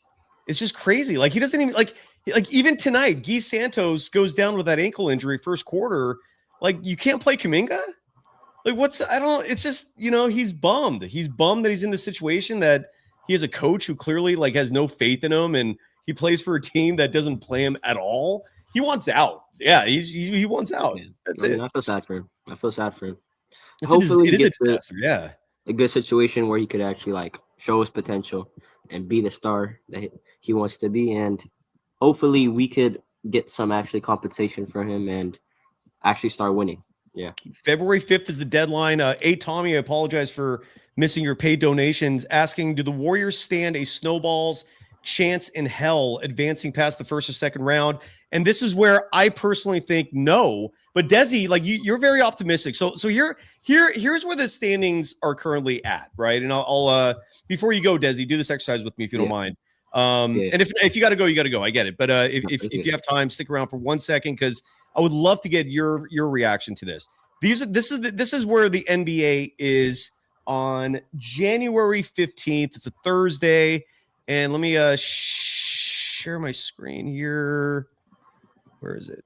There we go. So, folks, if you can see that, great. If not, I apologize. I'll enunciate it as clearly as possible, especially for the podcast audience. So, OKC is your number one team at 35-7. I'm not going to list every team, but the Warriors are currently the 8th seed right now, 23-19. They're 2 games back of the Suns for the 7th seed, who are in the loss column, who are 24-17. And then you have your top 6. And the top 6 is where I just don't, like, I don't know if a Michael Porter Jr. trade would have made a difference. And I'm guessing this is what the front office feels as well. Otherwise, I would guess they would pounce on this. I don't think, look, Joe Lacob wants to win. Like if Michael Porter Jr. represents a real shot at beating teams like the Spurs, Nuggets, T-Wolves, Lakers, Rockets, Thunder, those are your top 6. My guess is he would do it, but those are some stacked ass teams. And you look at the Warriors, and again, I'm not buying the fool's gold, man. Like, they've only beaten one good team all year. If you take out the first week, because they beat the Nuggets and the Lakers in that first week, but Kaminga was part of that, and he's not now. They're a totally different team. They've only beaten one good team this whole year, and that's the Spurs. That's it. Nugget. But we beat the Nuggets, right? But that was with Kaminga. I'm saying like that was when Kaminga was this iteration. starting. Yeah, okay, I get it. Like with this, yeah. Since Kerr abandoned the Kaminga idea, basically, they've only beaten. They had those 2 wins against the Spurs, and that's it. And that's what concerns me, and that's why I'm guessing the team was not exactly gung ho on throwing a bunch of picks for Michael Porter Jr., who, again, the injury history probably scares him as well. The fact that Brooklyn is currently 11-27. That probably factors into it as well, because, undoubtedly they're asking the question, if he's so good, why is Brooklyn so bad? I know he's only one dude on that team, but the Warriors are an old ass team. Like, I don't know, man. That's what I'm guessing. But Desi, you look at the standings. Like, do you feel good about the Warriors beating any of these teams? Houston, Lakers, T-Wolves, Nuggets, Spurs, or Thunder? No, I feel good about the Lakers. They're small. They don't really got a center like that. I don't know about the Rockets. They don't got. I feel like we could beat the Rockets too. They're big. The thing is, I think it would be a 7-game series. I don't know, but the Rockets is the close one. The thing is, the people that scare me is really Minnesota. They're like, I don't want to see Minnesota or OKC. But I think if we could just get like a wing, if we just get something back that's actually like a wing defender, that's what we need. A wing defender. I think we're up with these people. Horford's been playing well. Melton's been playing well. And you got Curry and Jimmy. And the thing is, we have a great defense. That's the thing. And defense is the thing that's going to be getting you in the playoffs. That's going to be actually getting you somewhere in the playoffs. That's where getting you to the championship. So I feel like even though, they've been playing good, I think Spurs are going to be going down for sure. I don't think they're going to be staying at 2, first of all. And I don't think they're that good, the Spurs. But I think the main teams are OKC, Denver, and Minnesota to me. Those are like the 3 best teams in the West. And I think those are the teams we can't beat right now. But I feel if we get like a traded addition, like if we get a wing, I don't know about a center, but like if we get a wing, at least like a good wing, Sadiq Bey or something like a wing. Because right now our team is like 22 mil. Like, I'm not even trying to hate on Kaminga, but like 22 mil. I don't care anymore. I don't care, dude. I don't hate. To me, this thing he needs to go. This is so exhausting. I am not defending Kaminga. I'm not sitting here defending anything. There needs to be something done. This is asinine what's going on. This is a toxic situation. It's bad. Yeah. But what I guess, like, if we're gonna have an exercise on who to trade him for, like, give me some names. You mentioned Sadiq Bey. Who's he with right now? Dallas? No, not Dallas. Pelicans. New Orleans. Pelicans. Yeah, New Orleans. Pelicans have a lot of like pieces on that team, huh? He's a wing we could get. I mean, like does Herb Jones excite you? He does, but the price is crazy. It's like 2 first-round picks. If you're gonna do, how is Herb Jones? Herb Jones, you read somewhere that it costs 2 first-round picks for Herb Jones. They said 2 for MPJ, 2 for Herb, and 3 for Trey. That, dude. That's just dude. No one's gonna give him that. I think Like, a trade on the margins is going to be something the Warriors are going to be doing, like getting something like minimal. But like with Curry and Butler, like you don't know what happens. Like they're still playing crazy. That's the thing. And if you just get him some good talent, and like with Melton, how he's been playing with I love how Melton. what's it called? Horford, everybody was hating on Horford, but he's been looking so good defensively. Like, oh my God. Like with him and Quentin Post has been struggling a little bit, I ain't gonna lie, with the three, but he's still been good. Like this team could go somewhere. Like even though it's hard to believe against OKC and everything like that, if I feel like if we get our like we got to see how we play with the last 40 games and stuff. Yeah. But I feel like we have potential, and I don't know. Yeah. No, I hear you, man. And look, again, the whole idea of helping Steph, that does resonate with me. Even though I'm guessing the front office partly is their mindset is, look, man, Steph, all you got to do is give us your blessing to move on from Kerr, and we'll make all the trades you want, But so I don't know if that's their thinking as well. But here's the Warriors schedule, the remaining part of their homestand. They host the Charlotte Hornets Saturday, who I guess just beat the Lakers tonight. Is that true? Hold on a second here. Someone in the chat was saying that the Hornets are very unpredictable, man. I feel like they're a team that either the good version shows up and you're in deep shit, They beat or the the Lakers. bad version shows up and then you have a cakewalk. Yeah, they beat the Lakers tonight, 135-117. That's kind of crazy. But with that said, so here's the upcoming schedule. Their homestand finishes up with Charlotte, Miami, Toronto. Very good opportunity there to win all three. And if you do, now your record is 26-19. You're looking good. But this is where it gets tricky again. You're going to win at Dallas most likely. The Mavericks are an awful team. So you could even be 27-19. Then it gets tricky because you have back-to-back road games at Minnesota. Then you get a little reprieve at Utah, but then you play the Pistons. Then you play the Sixers.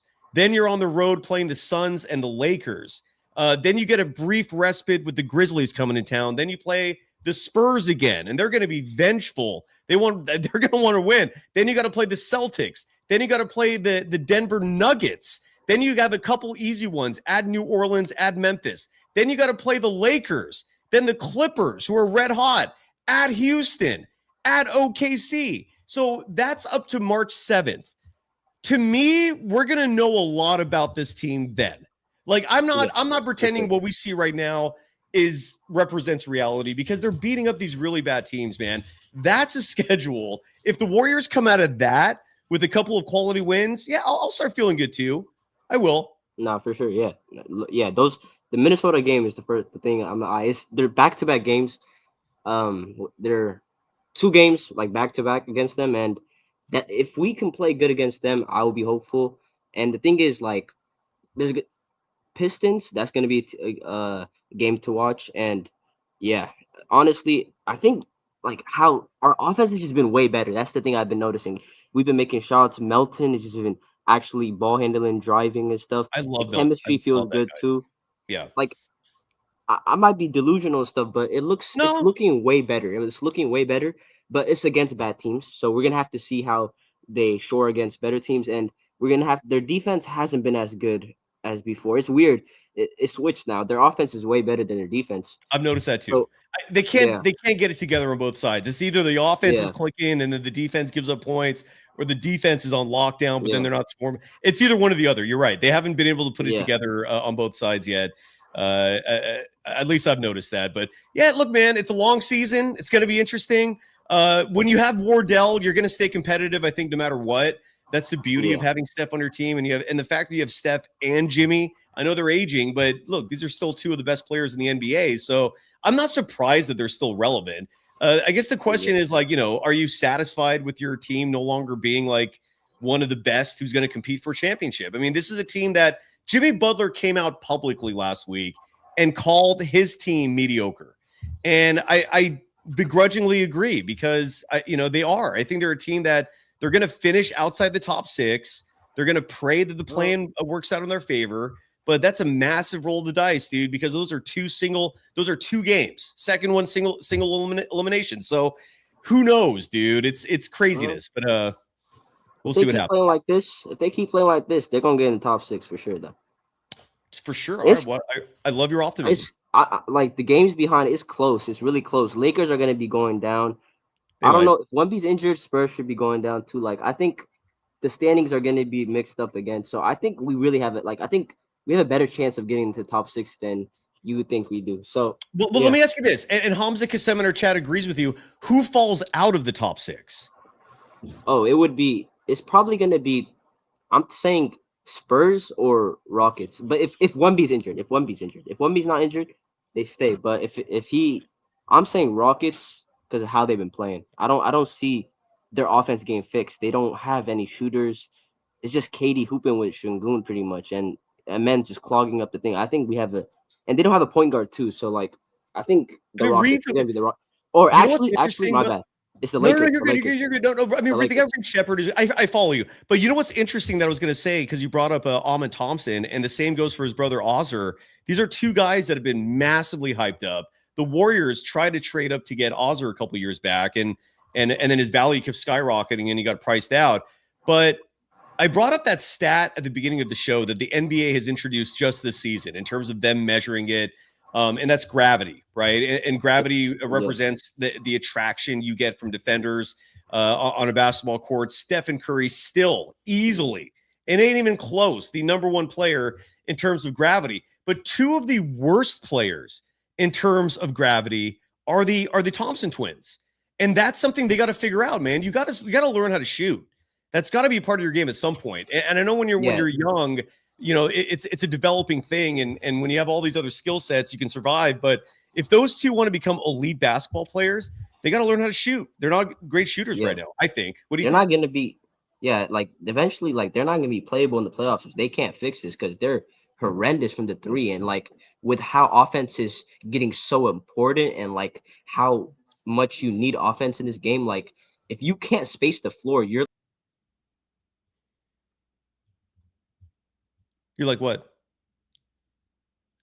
We lost Desi. I'm just glad Desi came back. Thanks for coming back, Desi. Or Cole. He called himself Cole tonight.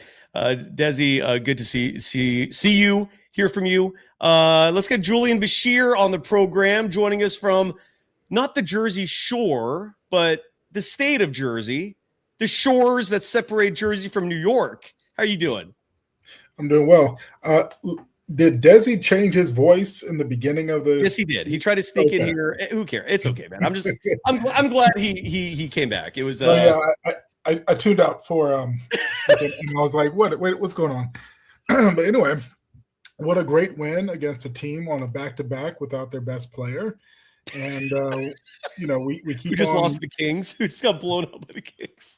Yep, and we keep on getting very fortunate to play teams without their best players and in these situations. And I think that's one of the points that you're trying to hammer home is that, hey, like our record is decent now, but this is it's like we can't judge it based on the wins that we're getting. And the eye test to me still is very uncomfortable. I would say we're so much better with a healthy Milton and healthy Horford. Or especially Horford seems to have gotten his rhythm. And if he plays like this, it's not a bad signing. The thing is that he doesn't push you over a championship edge. Which side? Horford or Melton? Horford. If he continues this, he's not a bad signing because I think it's exactly what they expected. Someone that comes in as a veteran presence to know where to be on the floor, to hit those open jump shots that he has. That he had 19 years to perfect. I think that's why LeBron James is a better shooter right now, because if you're in the league for 23 years, you have to get better at the thing that you're practicing over and over again.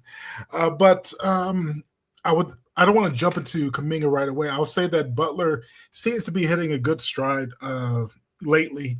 And even though I still think that he's way overpaid for what he gives us, he has proven why he is more impactful than Andrew Wiggins, because he can change a game easily in 2 to 3 minutes. And that's, bully ball. Even if he misses a layup, he tips the rebound back in right away, drawing the fouls. He is a presence for a short spurt that changes the game. To me, Andrew Wiggins has always been a guy that plays throughout, and he picks up little plays and points throughout the game. But as far as that trade, it's paying some dividends. And I would say big time. Yeah. I'll say to the fans, don't get overhyped with Moody. I still think, like, if anything, trade him while he's hot. And people Moses Moody. Yeah, good point. You're right. He's had a streak here because he was slumping for a good while, but tonight again, 7 of 9 from deep, and those are clutch threes because every time I feel like those threes were put up every time the Knicks were making a run. There was Moses Moody just shutting that run down, man, killing the momentum. But more importantly, Moody. Over the last few games, sorry, I'm pulling up his game log and trying to buy time. Here we go. 7 of 9 tonight, and then he was 4 of 8 against Portland Tuesday. He had a bad shooting night against Atlanta. No surprise, that's a very long team. It affects their shot. But then he was 1 of 2 against the Kings, 3 of 6 against Milwaukee. And this is over the last 5 games. So I'm with you, Julian. If you're going to move Moses Moody, do it now. The value has the stock has risen a little bit. And my point overall is do it for the balance of the team. If Melton's healthy, either he's a starter or we still have a few guards that we need to clean up. And that's something I think will extremely improve this team. You already see them. I'm going to admit it. You see the improvement with Pods because he's playing what he should be, which is a backup, understanding the role. You do not depend on Pods to be the needle mover for your, is this team going to make what's what I'm looking for? Make it or break it as his starting 2 guard. Like, we need him out of 30 minutes. He's going to make those impactful plays. No, you need a solid guard off the bench that would score 15 points or 10 to 15 points. Don't turn the ball over and get a few charges.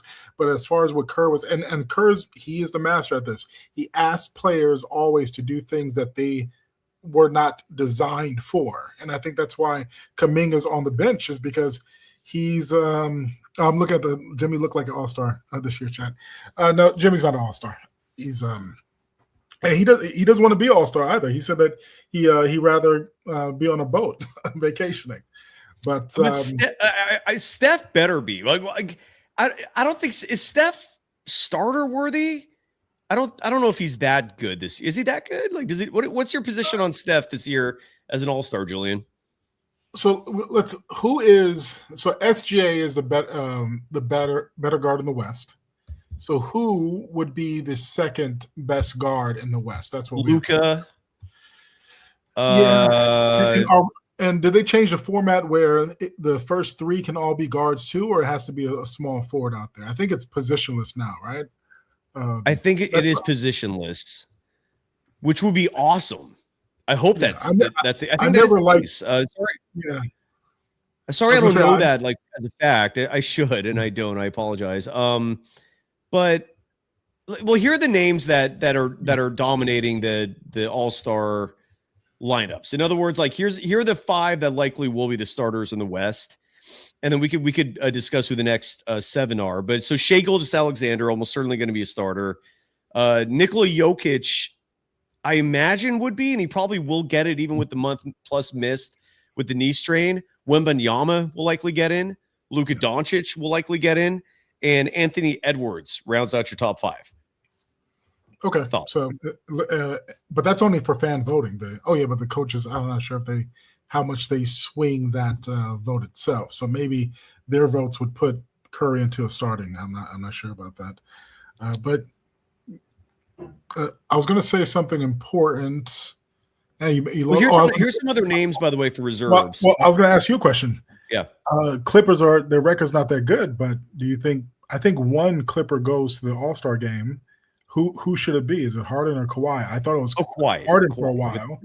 Without a doubt. Like I don't know if Kawhi's played enough games, but I personally, this is just me. I mean, take that for what it's worth. Even though I am actually getting a vote, not for the NBA awards, but I'll say that for another show. Someone approached me the other day from an organization, and they're going to be doing an awards thing with the NBA, and I'm getting a vote there, which I'm excited for. I'll share that when I have more details. But here are the players that likely will make it as reserves. Jamal Murray of the Nuggets will finally get an all-star nod. Stephen Curry. Basically, what I'm reading here right now is Steph's a lock. Steph's going to get in. We're not worried about him. Here are the other names. Kevin Durant. Does Denny Avdia make it? It's going to be close because they might favor more veteran players, but he should and a more winning team. Portland is a losing team. Well, the Denny's Blazers having a hell of a season, though. The Blazers are right behind us. They can go on a streak and get right in there. And Devin Booker of the Suns, LeBron, does he make the All-Star team this year? I think Kawhi gets it personally. I would guess he's one of them. The Clippers, by the way, looking at the standings, because they have aspirations to make some noise this year, which is kind of crazy. They are currently the 11 seed, but they're tied with Memphis for the 10 seed. So Memphis and the Clippers have identical 17 and 23 records. Memphis technically right now, I'm guessing because of a head-to-head records, owns the 10 seed. Portland is the 9 seed. They're one ahead in the loss column. And then the Warriors are the 8 seed. And the Warriors, with this recent homestand, at least they're creating space between themselves and the teams below them. Because the Warriors are 3 ahead of Portland in the loss column, 4 ahead of the Clippers. But the Clippers are only 6 games below 500. I mean, so they've won 8 of their last 10. I mean, they're making noise, but my guess would be Kawhi is an all-star. That would be my guess. Who cares? My whole point was Steph better make it, and it looks like Steph definitely get in. Yeah. LeBron, if he does, I would say he needs to bow out so someone could replace him, because last year he waited until the last day to say that he's not playing. And I believe that was tremendously unfair to other deserving players that could get that nod. So if you get a selection, you can fake an injury or just whatever it may be and let someone else be selected to play for you. I think LeBron's stat numbers say that he's still one of the top players in the league, but he hasn't played enough games for me to warrant being an all-star this year. So here's my issue with Jimmy Butler is if the Warriors were better than the 8 seed, you can make a compelling argument for him, but because they're just 8, having 2 all-stars, it's a big ask. It's a really big ask. So I don't think Jimmy Butler is making it, but that's just me. Yeah. Well, someone in the chat is mad that I'm not talking about Kaminga. I purposely tried to add something different to this, but my take on what's going on with Kaminga, didn't we have Cat Williams on the other day, and he said Cat Denning? No, I'm kidding. Yeah, Cat Williams. He said he had top sources. He was at the fast track to the top office. He said it's guaranteed that it's happening. So I was wondering what happened to those sources. Those folks get quiet fast.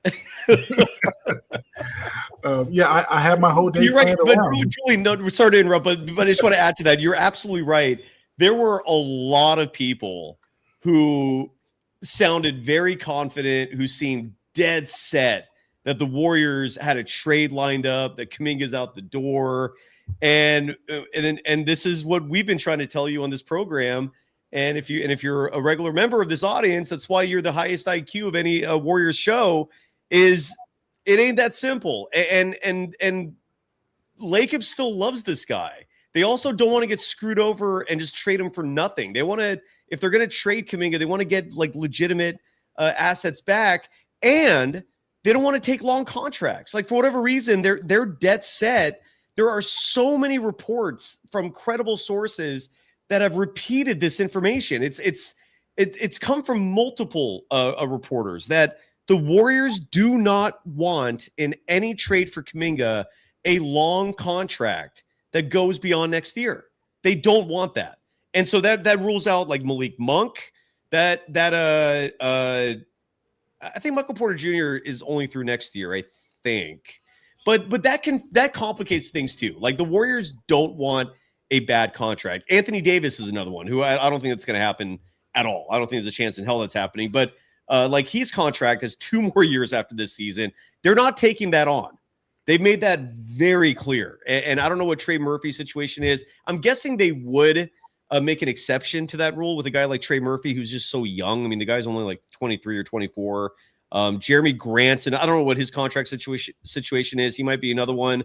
Jeremy Grant is fool's gold. He reminds me of like a lesser talented Jarrett Wallace, if anyone remembers who that is. Oh yeah, scorer in the league, but it was never on a good team, high flyer. And I think Jeremy Grant's probably one of the worst contracts in the league right now. So we'll see what happens, though, man. It's just very ugly. It's crazy that he just sits there at the end of the bench and just collects checks. That's hey, if that's the bright side, I think we all would love to be on $22 million unemployment. Agreed, and that's why he's not bitter, like he was the last couple of years, is because those paychecks will make any situation a lot more seamless and easier to swallow. I think fans forget that these are human beings. They're also young human beings. I don't like when fans in general get on sports athletes and they never forget things that sports athletes do when they're 19 or their early 20s. And even when that player becomes 40 and retired, they're always hearkening back to something that they did as a young man, like Allen Iverson or even Kobe when he cheated on his wife. They identify certain players with a mistake they did. When don't throw stones if your house is made out of glass. And I'm pretty sure none of us would like to be identified for anything that we've done in our youth.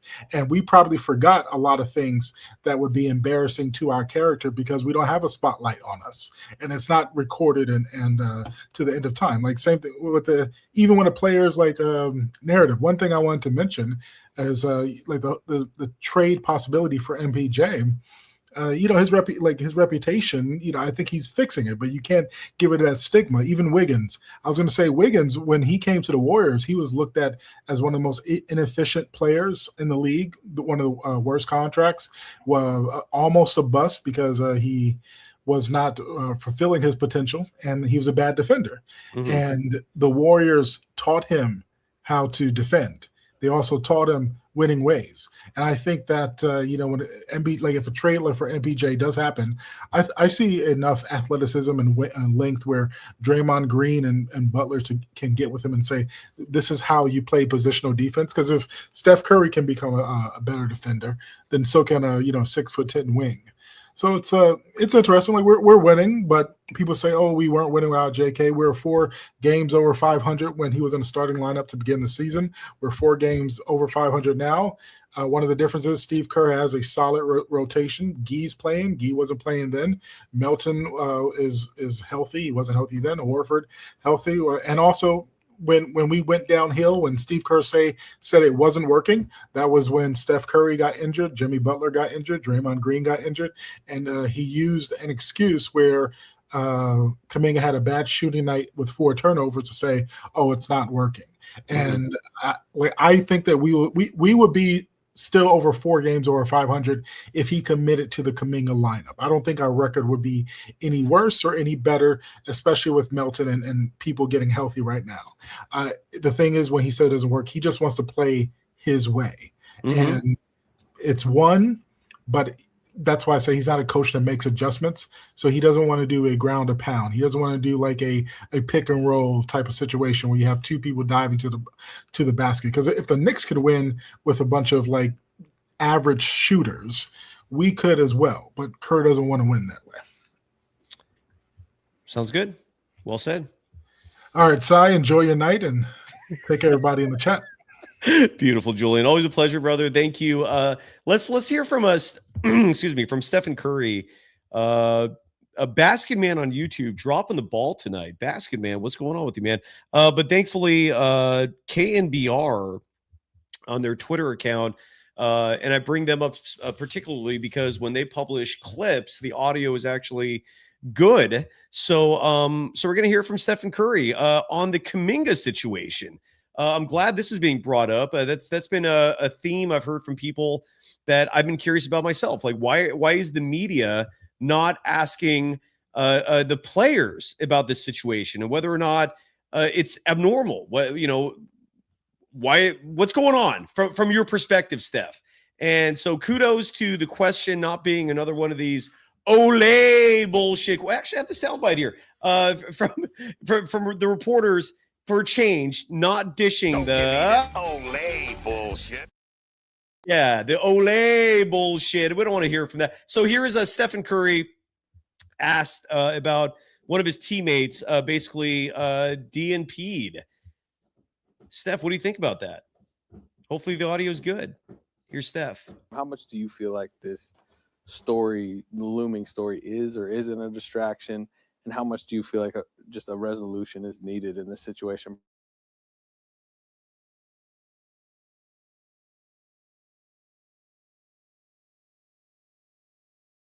Our job is to just keep playing, keep winning.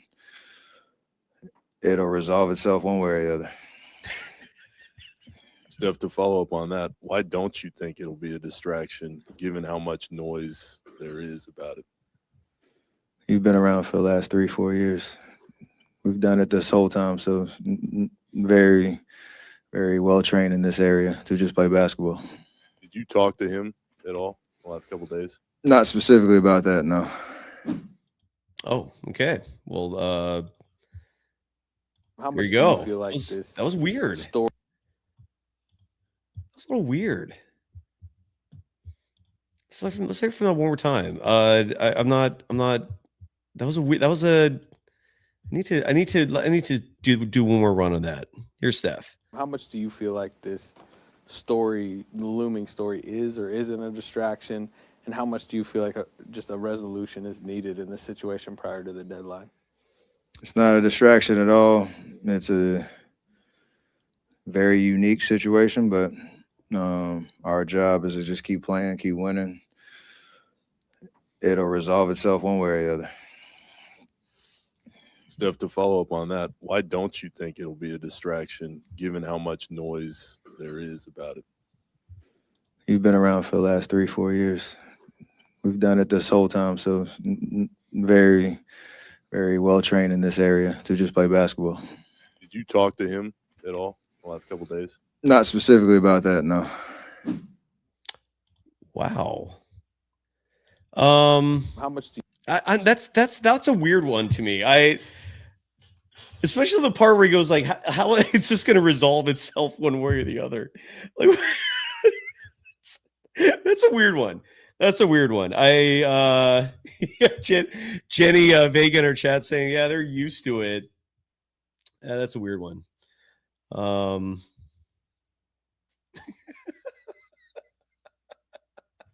Let's get Slash on the show. Joining us from Southern California, is that right? Yeah. Slash, you with us? Yeah, I'm here. How you doing? I'm good.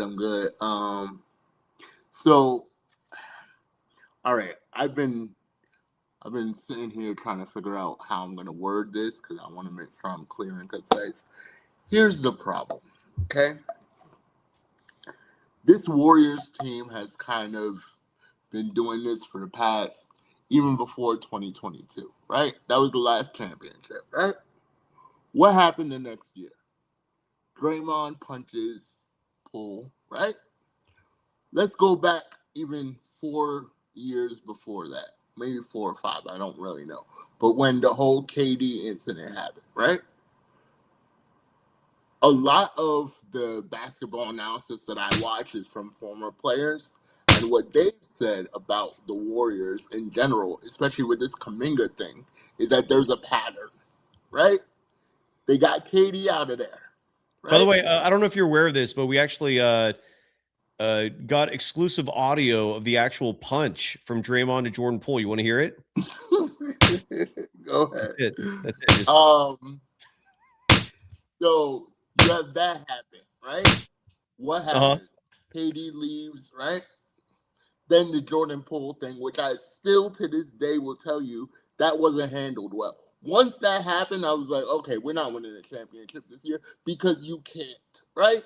We can get into the minutia of what was said, what wasn't said, whatever the case may be. But when you punch a teammate, right, and it gets shown to the public, there's no way you're going to get around that. So moving on to this Kaminga situation, I saw him on the bench during tonight's game, and I'm just looking at him, and I'm saying to myself, they're doing this kid so dirty. It makes me almost angry because I know, and I told you this months ago. I said it took you this long to get angry about it. No, I was getting angry 2 years ago. I said this months ago when I was on here. I said they're gonna trade him somewhere. He's gonna come back to Golden State to play, and he's gonna drop 40 or 50 on them. Okay, because it's just. I mean, I've listened to a bunch of people just say, like, what are they doing? They should have traded him. They should have traded him. The fact that they don't have a deal on the table tells me one of two things. Either they can't, right, for whatever reason, whatever that may be, whether it's front office, coach, whatever, or they're looking for some sort of package, and what people are asking for back is not what they want to give. But honestly, I don't care personally. I'm a Warriors fan, but I'm also a person too. And what they've done to Jonathan Kuminga's career is wrong. Mm-hmm. Okay? It's just wrong.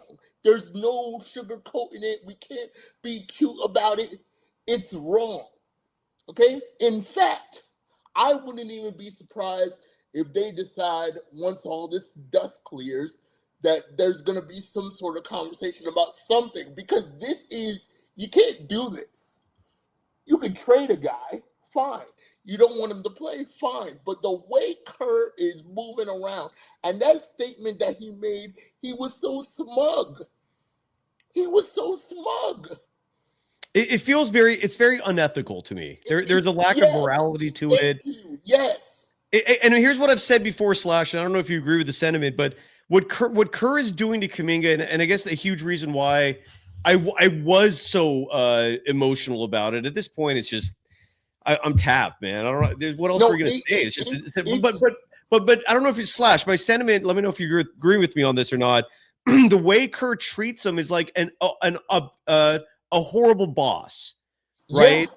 Like, and if you've ever had a bad boss yourself, someone who's like really just messed your life up and never provided any justifiable reasons behind doing so other than because, like while this boss also has favorites and you don't know what these other people are doing to become favorites, but they are the favorites and you're getting screwed over. It's a terrible situation. No, it's so, like, don't get me wrong. I'm a Warriors fan. I want Steph to get a fifth ring. I really do. But the things that this organization has done over the last, let's call it 5, 6, 7 years, it's just horrible. It's horrible. Okay, it's very hard to root for this team. And it's not about the winning or the losing. It's look at what you are doing to a young guy who just wants to play.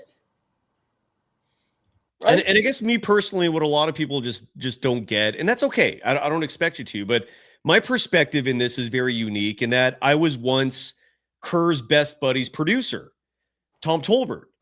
And so I know very well how these guys roll. Like, they all think they're too cool for everyone else. They don't care about most other people. Which is why, like, Alan Day, when he's going to come on the show, he's going to bring up the fact that Kerr was recently listed in this article as one of the great leaders of this world. I haven't seen this article yet, but my point is, like Tolbert, for example, he had the same producer, I think, for like 15 years. 15. This that's a crazy long time. And just to show his colors, when this producer went to Tom and was like, dude, can you stand up for me? Because I need a raise. I haven't gotten a raise in like 10 years. And when I say he was underpaid, I'm talking like $20 an hour living in San Francisco back in like 20. And this was not that long ago, maybe like 7, 8 years ago. And Tom was like, no, sorry. Tom Tom's the kind of guy that would just come in a minute before the show starts, leaves a minute after the show ends, never socializes with anyone else in the company, just because he thinks like he's too good. He's got like a very elitist attitude to him. And I don't know if it's the pro basketball thing, or I don't know if it's just a cultural thing, but him and Kerr, like they are very similar. And so for me personally, to have lived through that and seen that, and then I see Kerr doing that in real life. It's like it hasn't been hard for me to put 2 and 2 together to figure out that like the problem is this guy. It's Kerr. This is how he rolls. He thinks he's hot shit. He makes decisions without explanation. The Kaminga DNPs, there's no explanation behind it. He just, in his mind, it doesn't work. And I'm guessing a part of it is his ego being massively bruised when he got called out. At this point, like, what is he going to do? He's already DNPing Kaminga, so Kaminga had nothing to lose in this. It just sucks. I'm with you. I don't think these are the acts of a good man. Like, a good person does not treat someone else like this. I will tell you this, right? The other problem with this team, the main problem with this team, is that Kerr is still trying to play like it's 2016. Yeah. Like it's 2017. All these teams know exactly the scheme you're running. They know what you're gonna do. That's why with the Hawks, that's why we got run off the floor. Right? Well, the Hawks were just isn't it weird too, the Hawks, like the very next game, got their asses kicked by the Lakers. There are a lot of teams that are very unpredictable like that. But those teams that are unpredictable, like the Hornets game, that should be easy. But we don't know that. We have no idea. Right? So even as we're saying, oh, these are mediocre teams and we're getting wins, let's at least stack them. I care more about the wins than I care who we're getting it with. Because at this point, look at what we're doing. Right? I get it. We got it. My thing is, and this is the last thing I'll say. Actually, I want to get your opinion on this. We don't have the Warriors right now can't beat OKC in a 7-game series. If we can't, I don't care about the other teams in the West. If you can't beat OKC, what are we even talking about? Right? We don't have the team. The team not constructed to beat OKC. Right? And isn't it fitting? Right? The 16 finals, who do we beat to get there? OKC. And now, look at OKC now. They're cooking for the next however many years. So if we don't have a team that could beat OKC, what are we actually talking about? Yeah. No, I'm like legitimately, what are we actually talking? All these trades and all whatnot. Now, we could get MPJ, but does that mean that we're going to beat OKC? No. Right? Well, no. Yeah. I think OKC is too good. Yeah, that's what I'm saying. And we're going to have to go through OKC at some point in the playoffs if we're going to get to the finals. There's no way around it unless something happens with OKC, but there's literally no way around it. The Spurs have a team that can beat OKC. We've seen it.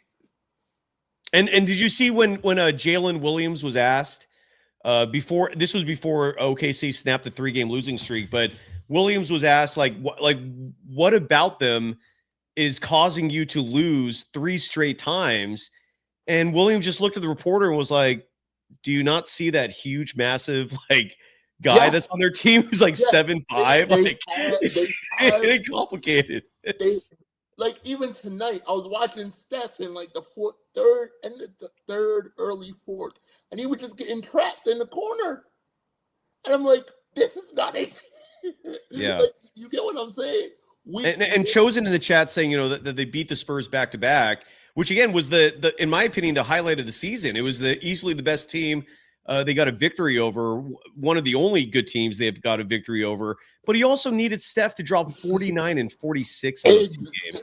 And the Spurs were also missing Dylan Harper, who is showing to be a damn good player. And Dylan Harper at 6'5" is like a 6'8", 6'9" guy to most other teams.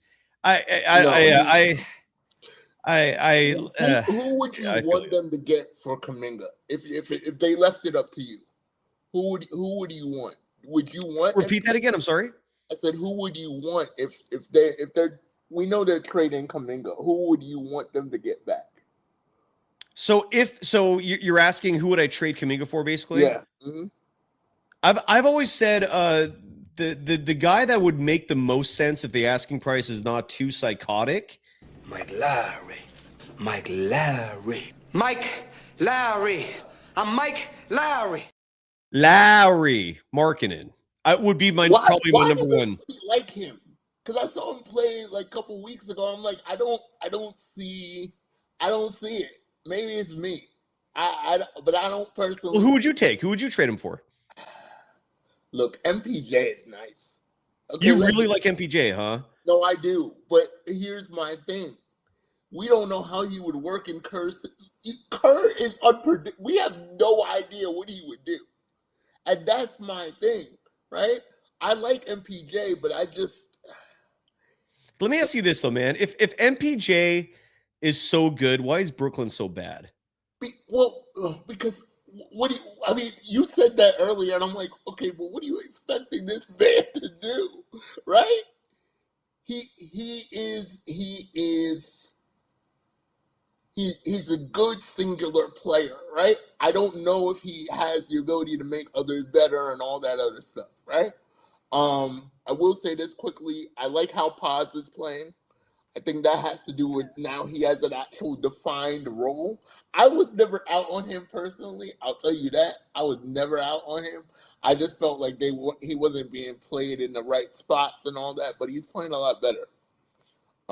Depends on the night. I mean, tonight he had a very good stat line. The one trend I keep seeing with Podziemski, which does not make me feel good about him, is he puts up these numbers against bad teams. He to me is the symbol of the Warriors as a whole. He has decent games against awful teams. The moment you play a good team or a team that has size and length, Atlanta was a perfect example of this. Yeah. He wilts. Like he becomes irrelevant. He becomes a non-factor. He goes from being someone that's feel good like tonight to someone that doesn't even look like an NBA basketball player, man. He does not look. And the other thing with Podziemski, which I think is important for people to be aware of, is if he was on any other basketball team, would he be playing? And I don't think the answer to that is yes. I don't. I mean, maybe on a team like Brooklyn, maybe on a team. I don't even know if he'd find minutes there though, because are you going to play Podziemski over like a Cam Thomas who at least gives you points? No. He's like Kerr's he's like Kerr's little like project. Here's Podziemski's game log just to give some perspective here on how he's actually doing. So tonight he had a good game, 19 points, 8 of 9 shooting from the field. Portland, he had a decent game, 15 points.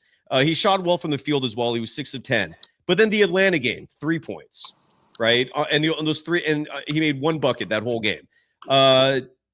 Milwaukee, 2 points. 2. Clippers, 6 points. Utah, 6 points. And he's not getting assists with these games either, right? Like he's like in the month of January so far, he's averaging 2.9 assists per game. His 3-point shot in the month of January is at 35%. His free throw shooting in the month of January, 73.3%. I bring that up largely because I mean, how are you not a good free throw shooter? Like, I don't get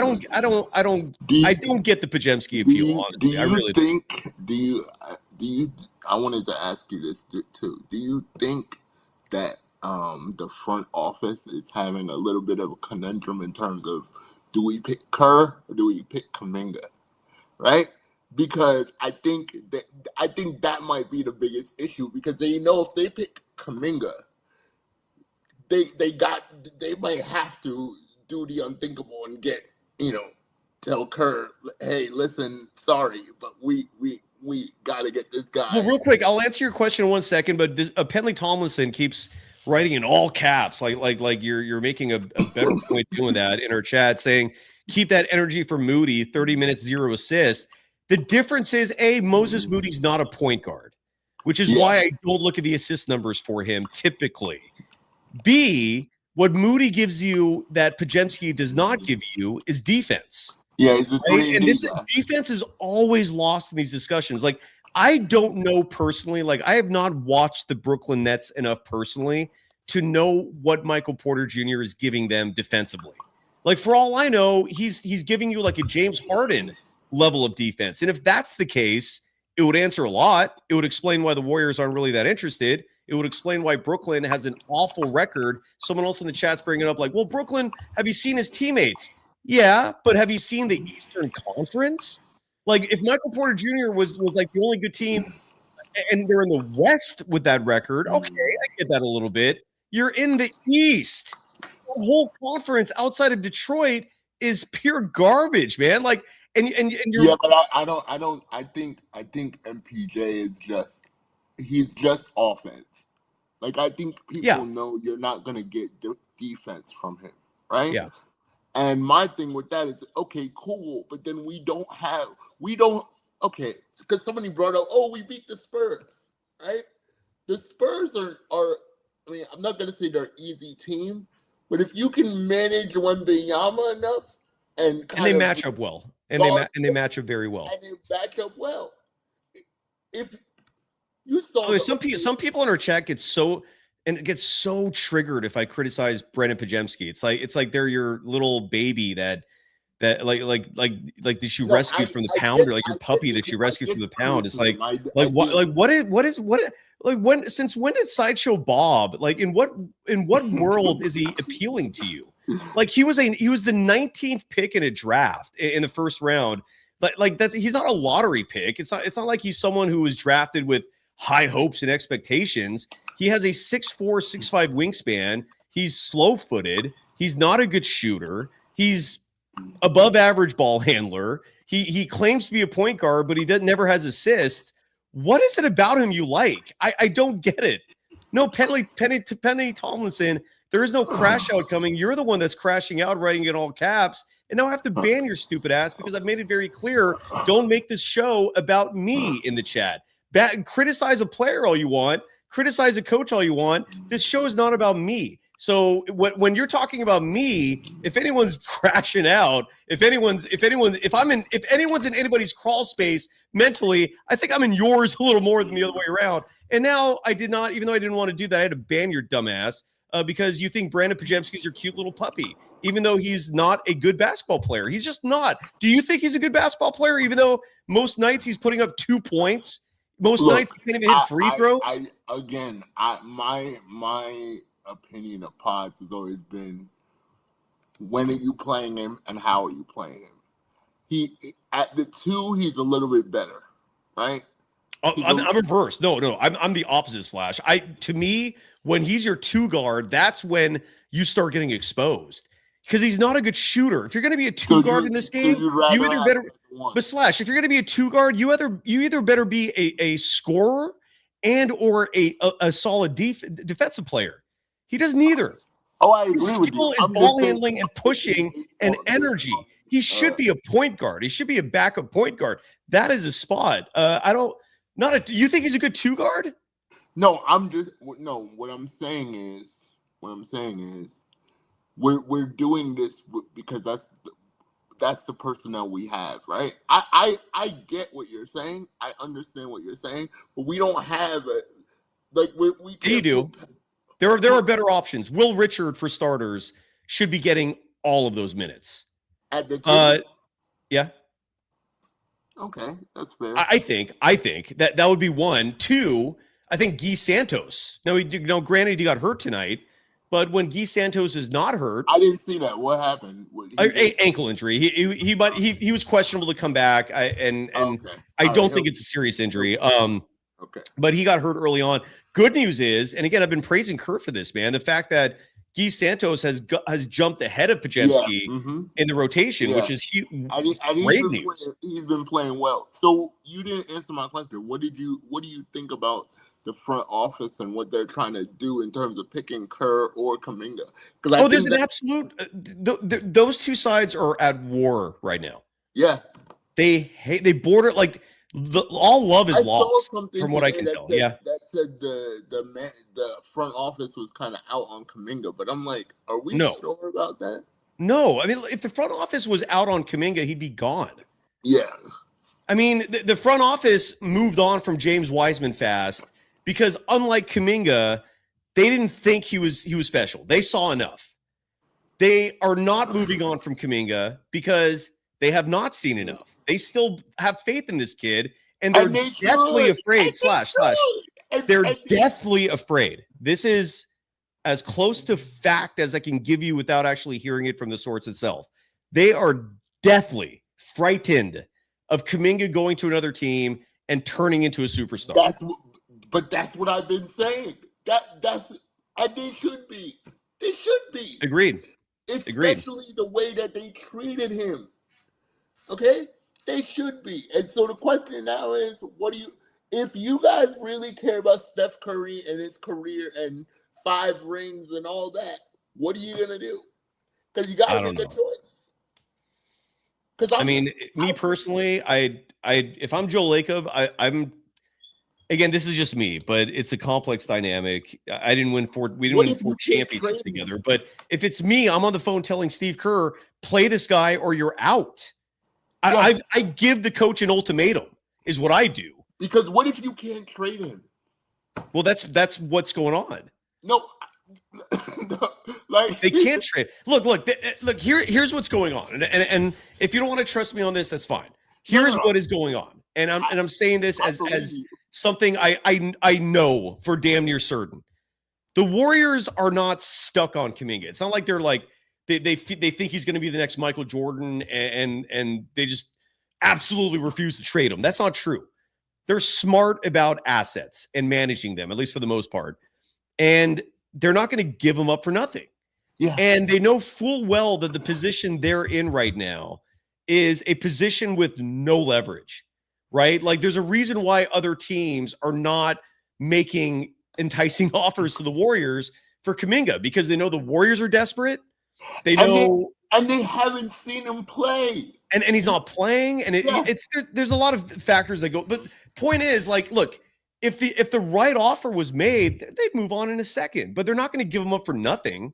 Yeah. And that's all they're getting right now. Like, they're not going to trade him for Malik Monk. I don't think they're going to trade him for Rui Hachimura, even though I wouldn't hate that trade, but they don't want to send him to the Lakers. Like Jaren Jackson Jr. would be, I think, an enticing idea. I don't know if that's no. Why? Because he can't stay on the floor. He gets fouled too easily.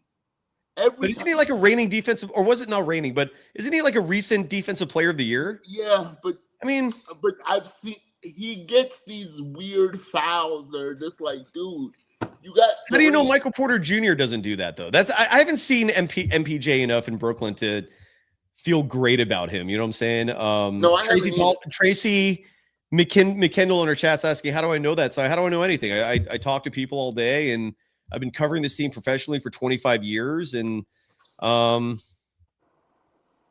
that's it, right? Is there anything else you need? Yeah. They're now that you've laid out all the details in terms of what they're looking for, they're in a pickle. They're in a massive pickle, and the pickle would be solved with a simple pick up the phone. Joe Lacob picks up the phone, calls Steve Kerr, or just goes to his office when Kerr's actually there. Like, Kerr's not exactly one who's has a hardcore work regimen where he's sleeping in his couch at night. Like, that dude leaves the moment he can. But why not just go to his office and just say, hey, Steve, I like you. We've done amazing things together, but this situation's an absolute cluster F-bomb. Play this kid or you're out. I think that's it. I want 30 minutes from him or you're out. I'm the one who writes your checks. I'm your boss. Play him 30 minutes or you're out. Yeah, because they're also running up against Dre retiring, Curry retiring. Like it's bad. This is bad. It is bad, yeah. It's really and bad. Again, in Kerr's mind, he probably he's mapped this schedule out. This 8-game homestand was undoubtedly like a huge part of the script for Kerr. Like, he saw this 8-game homestand and he knew they were going to come out of this like 6-2, something like that. But folks, for everyone who's feeling good about this right now, I've been calling this fool's gold. It's awesome that they won. It's great that they're 4 games above 500. But I read off that schedule. And from now through March 7th, you got 4 more super easy. Maybe super easy is the wrong way to put it, because I don't know what's going to – I don't know. Look, I can't sit here and tell you for certain they're going to beat the Hornets or the Heat or the Raptors. The only game I feel safe about is their first road game after the homestand. They're in Dallas. Dallas is just a shitty team. That is an ugly, bad basement dweller. Like, they should be at the Kings level. I don't know how they're not, but that is an ugly, bad team. The Warriors will win that game. I have zero concern about that. These next three against Charlotte, Miami, Toronto, they should, but who knows? These are long athletic teams. They cause the Warriors problems. But after that Dallas game, shit's going to get very interesting. And if Steve Kerr thinks that this cute little rotation he's got going right now with a bunch of guys that literally look and sound like this. I must have done about 100 miles, but it was worth it. That's your Warriors team. You think that's going to beat Minnesota? You think that's going to beat Houston? Good luck. You need. Somebody said that I was watching some basketball podcast today, and it said the Warriors need somebody that can just be a little bit erratic and go get their shot. Right?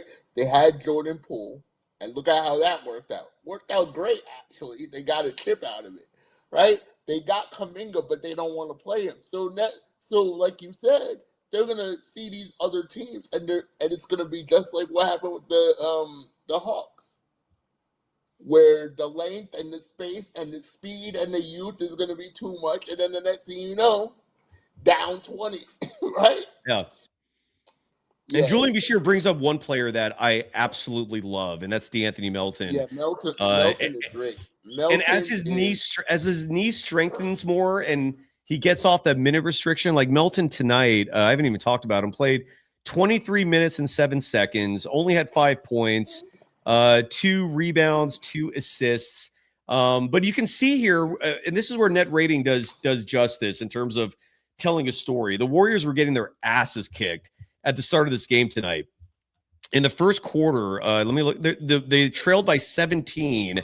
Let me look at the exact score. I saw the score and I didn't even watch. I didn't come back to like the end of the third, early. It wasn't a good start. It was not a good start. And New York led this game 25-11. No, it was even worse than that. Hold on. It was 31-14 with 4 minutes and change remaining in the first quarter. Yeah, I'm glad I didn't watch all that because I would have just been pissed. Right, but then Guy Santos makes a 3, right? Then Steph does a little magic. But then you had this second unit come in. And again, so Steph and Jimmy's minutes are staggered, meaning for at least half the game, they don't play on the floor together. You have one or the other to lead your the rest of the units out there. And you look at the box score with the net rating. Brandon Podziemski had a plus 22 tonight. DeAnthony Melton had a plus 17 tonight. Jimmy Butler had a plus 15 tonight. And then you go down a little more. Draymond had a plus 6, and Al Horford had a plus 9. Those are your 5 net rating leaders. Those are also the 5 who are out there killing the Knicks tonight. And that's your group that's basically saved the day. Like Steph was a plus 3. Steph has not been doing good with net rating this year, by the way, as a whole, which is interesting. Anyway, so DeAnthony Melton was part of the group that came back, set this thing up. I love Melton. I hope he's a long-term. No, he's really good. They got to keep him because he's really good. And Mr. Silac saying Moses Moody got off to a great start. Moses Moody was just good throughout. Like I don't know how many clutch threes he hit. Every time the Knicks were making a run and coming back, there was Moody. And Moody's been in these situations before where those threes don't fall, and it really makes life hard for the Warriors when those, because he's wide open for a lot of those, man. So it's good to see those falling tonight as opposed to the past. Jenny Vega saying money on Melton. Dude, DeAnthony Melton, that's a real basketball player. Like, to me, you look at, like, if you put DeAnthony Melton and Brandon Podziemski side by side, one dude, NBA basketball player. The other dude, I don't know what the hell that is. Like, Kerr loves him. The other thing is, we also got to question how they're developing young guys, right? Because I hear you on the Podziemski thing, but that also goes to development too, right? Big time. Like it really does. So you got since Kerr has had this has been the coach, we haven't developed a young guy really. We haven't. Not one. That's been a gripe of mine for a long time on this show, man. Yeah. And so what are we talking about? Right? So for all the distaste that people have for Pods, that's also on the team itself because you didn't develop him. Mm-hmm. There's things that he's doing that he shouldn't be doing, but that's because of nobody's developing him. He could be a much better player if they actually did, but Kerr's not interested in that. He just wants to go out there, play, get whatever he gets, and like some of the things that he said in some of these interviews, I'm like, yo, do you even why are you saying this about your team?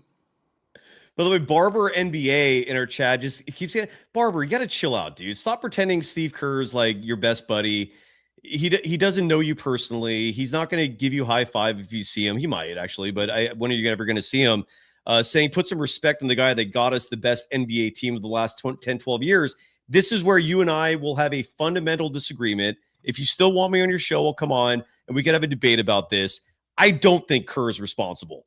I think, first of all, Mark Jackson was the head coach when this thing's foundation was laid. Exactly. I'm never going to forget that this team was upsetting the 3-seed Nuggets in the first round. The memory that really never will leave my mind is the Warriors winning a playoff game in San Antonio at the peak of their dynasty, the year they won their last championship, maybe not the peak of their dynasty, but they won a title that year. So it was still part of the dynasty. Yeah. And the Warriors go into San Antonio and win for the first time in nearly 20 years.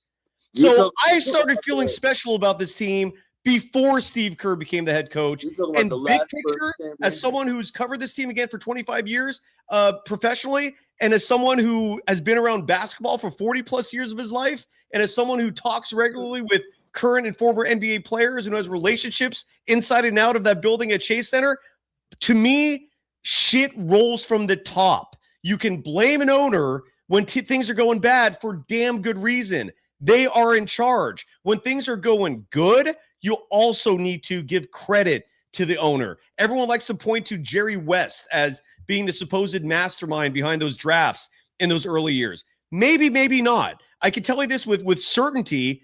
Jerry West was not making every selection. He was advising, okay? Like he was a wise sage as a consultant for this team, but don't forget who hired him. Like Jerry, I mean, like 29 other teams probably or 27 the Lakers weren't going to bring him back, but there were like probably 27, 28 other teams out there that wanted Jerry West. Only one owner got him. So you got to give people at the top credit, and I'm also going to give Bob Myers a ton of credit. Because if you're going to criticize him for the later drafts, which I'm not, because look at the coach. The coach has shown he cannot develop talent. So why am I going to blame an exec for his draft picks when the coach never invests in them ever? Except for one guy, Brandon Pajemski. And we're seeing how that turns out. So I don't see it that way. I'm sorry. Steve Kerr is not some genius to me, and he is not someone who, in my opinion, has earned respect. He's a clipboard holder. As Rick Barry, the Hall of Famer, came on the show and said, an NBA head coach has one responsibility, has one power, and that's minutes. And that job for Steve Kerr was insanely easy in 2015 when 1 through 10 was mapped out for him. And when that job became complicated these last 3.5 years, you're seeing the malfeasance. You're seeing the ineptness. You're seeing the minutes going to the wrong people consistently, and you see the mess that's currently here. So, Barber, we can agree to disagree, but no, I'm not going to sit here and pretend that Steve Kerr has earned my respect. No, not buying that logic, man. Sorry. Anything you want to add, Slash, as we wrap it up? No, that's about it. I just feel like, they got to do something, right? Because if it gets to the trade deadline, what is it? What is it? Like, I think 3. It's like early afternoon on the trade deadline day, and we have no trade. Then what do you do? Nothing. You can't. The optics of having that kid sit at the end of the bench, not in uniform. You talking about bringing other players? Look at that. You don't think every player in the league is looking over there like, yo, dog, I don't think I want to come here. Kevin Durant was about to come back to the Warriors, and he's like, I'm not going to come here if Steve Kerr is there. This is known information. Well, I don't know if Durant was actually going to come back, but the Warriors wanted him to come back. But I'm saying that was part of the reason he didn't go. It was the whole reason. Yeah. it was Steve Kerr. Yeah. So, by the way, another chink in the armor of the amazing legacy of the Hall of Fame coach. Kevin Durant did not want to come back because of him. I mean, dude, what are we doing here, man? What are we doing Kevin Durant. Why do people have this hero worship for Steve Kerr? I don't get it, dude. I don't get it at all, man. I'm guessing most of you who have this hero worship for Kerr just don't get how NBA basketball operates. Like a coach in the NBA is one of the most irrelevant human beings. Like he's more a PR person than he is an actual coach. Are there exceptions? Sure. Yeah. But for the most part, this ain't high school. This ain't college. You're not teaching these guys fundamentals. You're not, with some exceptions, sure. But for the most part, you're not developing a paternal relationship with your kids and trying to guide them in life. Like, I mean, you could try, and I'm sure there's exceptions, but for the most part, your job is to manage rotations. Your job is to make sure the right people are playing at the right time and you win the mismatch battle. And I haven't seen that shit won by Kerr in a damn long time. So yeah, that's just me. All right. Well, nice chatting with you as always. Always. Yeah. Pleasure. Hopefully we win more games. I don't know how any of this is going to pan out because all these teams, none of them look solid. Even OKC doesn't look solid. Everybody looks a little shaky. Everybody. There's not one team that I'm like, okay, they can win a championship. That's fair. I mean, look, from my perspective, I think there are 3 teams, maybe 2. You know what? Let me rephrase that.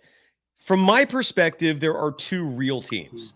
Like there are 2 teams that are above everyone else. OKC, Denver. When Jokic comes back. Yeah.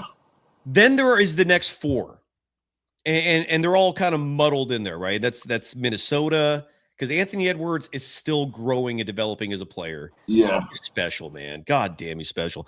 And so you have Minnesota, Houston, LA, Lakers. San Antonio. Yeah. Right? And I still think those 4 are better than anybody from the East. Then I think sure. Then I think, and I guess sorry for giving the power rankings no one asked for, but I'm giving it anyways. Then you have the Detroit Pistons, right? Because they're a damn good team, but they haven't proven shit. So until they do, I don't know what they're going to look like in the postseason. Who knows? But right now they look damn good, and they look like the only potentially real team in the East. And then you get through that, and then you got everyone else, right? Who's not an absolute garbage team. And the Warriors are somewhere in the middle of that muck. That's how I see it. I don't know. How do you see it? No. You're right. I thought the Knicks were going to be a little bit better. I don't know what happened. I think that NBA Cup thing, that NBA Cup win does something to teams. It does. The Knicks, well, yeah. You mean like it hurts them? Yeah. No. I'm not, because I think you're almost playing playoff basketball on a weird time in the season. So you ramp up, you win it, and then you have a whole rest of the season. That's a good point. And you basically played a playoff series, right? No, it's a good point, man. You're absolutely right. Because last year's winner was who? The Bucks? Yeah. And they flailed. Were the Lakers 2 years ago or 3 years ago? It's happened every year since they started it. Yeah, that's a good point, man. That's a good call. You're right. And then you're right. That's it. Your season is basically done. That's crazy. You basically won something already. I still can't believe the Lakers put a banner up for that. They did. The Lakers put a banner up for the NBA Cup. That's a joke, man. That's crazy.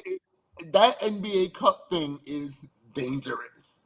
It's fun for the fan because it is something to actually be interested in November and December. But you're right. Teams are putting a lot of extra energy that they normally would not expend at the beginning of the season. You're using playoff energy for April, May, and June in what? December? Yeah. Now, the counter argument is, well, if you make it to the final and lose, that may not hurt you, because I think the Pacers were in the final last year, and then they made it to the NBA finals. But then again, Halliburton losing popped the Achilles, and who knows? I mean, okay, again, why did that happen? Because he was playing playoff basketball in the beginning of the season. All right, Slash, love you, man. Come back soon. All right, definitely. Beautiful. Have a good night. Chosen, I appreciate you waiting, and then Allendale will be last.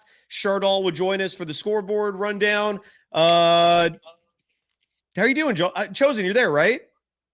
Yeah, can you hear me? Yeah, loud and clear. How you doing? Oh man, we making it. We making it, son. We making it. One day at a time. Yes, sir. How are your feelings on the Warriors right now? I'm guessing you're feeling good. I ain't feeling great, but I'll say this, man. 10 of the last 15. We got to consider we had the hardest schedule starting the season of any team. Curry missed like 9 games, so we were under it no matter what we did. So right now we're starting to look a lot better. We do got our guys coming back. Melton is rounding into shape. Horford is rounding into shape. We still waiting for Curry to come back. I still say, man, we're one piece away. If we get a shooter that's going to make the shots that Moody and Pods are normally missing right now, except for tonight, dude, we're looking like a really good team with a nice bench. You know what I'm saying? Agreed. Look, like I'll say this, man. Because I played that clip at the very beginning of the show of Draymond Green talking about Trey Murphy, right? And that was so obvious what he was saying there. He's like, I want Trey Murphy. If the Warriors make a move like that, I'm with you. Because that's, to me, like Kaminga was the one piece that they needed, but not to Steve Kerr. And so fine, Kaminga's out.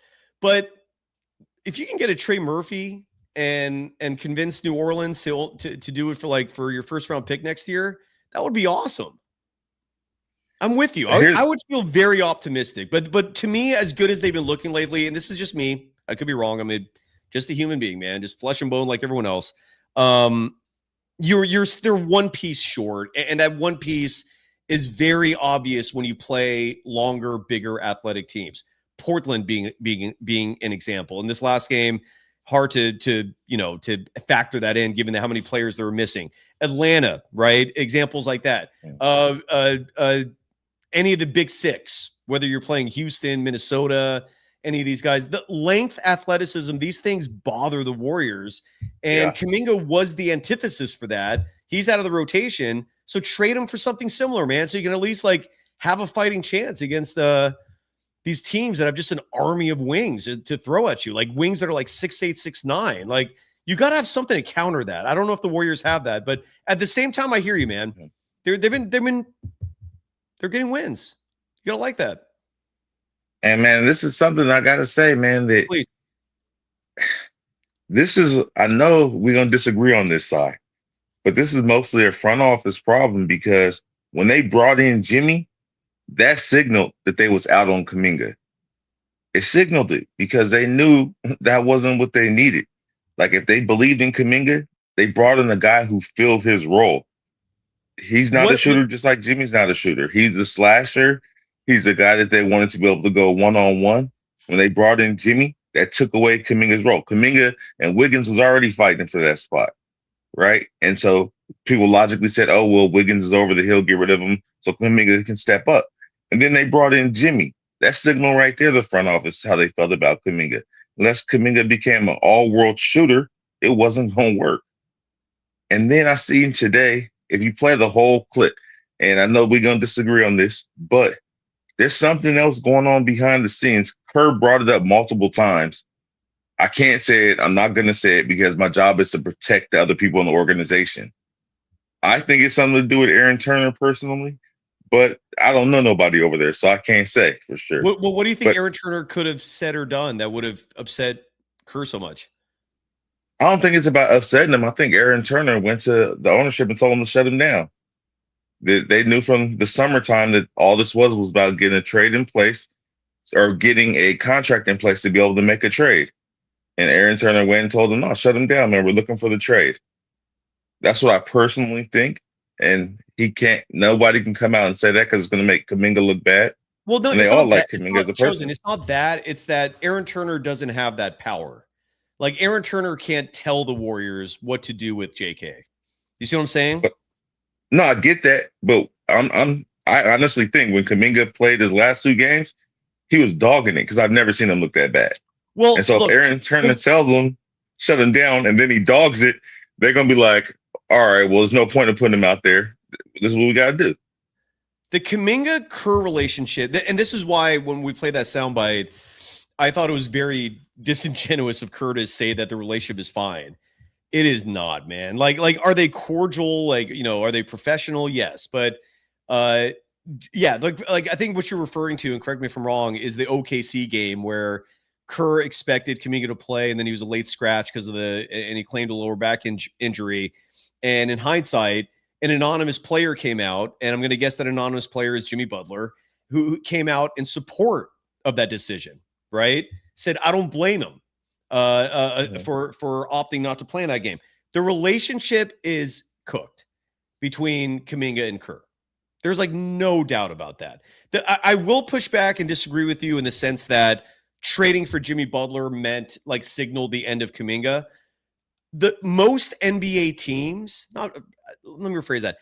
All NBA teams and every coach that is not named Steve Kerr does not see the issue with Kaminga and Butler on the floor together that Kerr does. That's a Kerr thing. No other coach would sit there with those 2 players on your team and go, well, they play the same position, or what you were saying, that neither of them are great shooters, so I guess we can't play them. That is strictly a Steve Kerr ethos, man. First of all, I don't think most other coaches look at Kaminga as this awful shooter that you're painting him out to be. I also don't think that most people look at Kaminga and Butler as the same player. The idea that the front office had, and this is why there's a rift, is that they thought these 2 could be on the floor together. And so did Kerr for a brief moment because we saw them start together. And it actually looked really good. That's the part that infuriates me. Is like, why abandon that, man? Why give up on that after 2 effing weeks? But it took you like 2 months to give up on Buddy Hield. It took you nearly 4 months to start pulling back on Podziemski. But it only took you 2 weeks to give up on Jimmy and Kaminga playing together.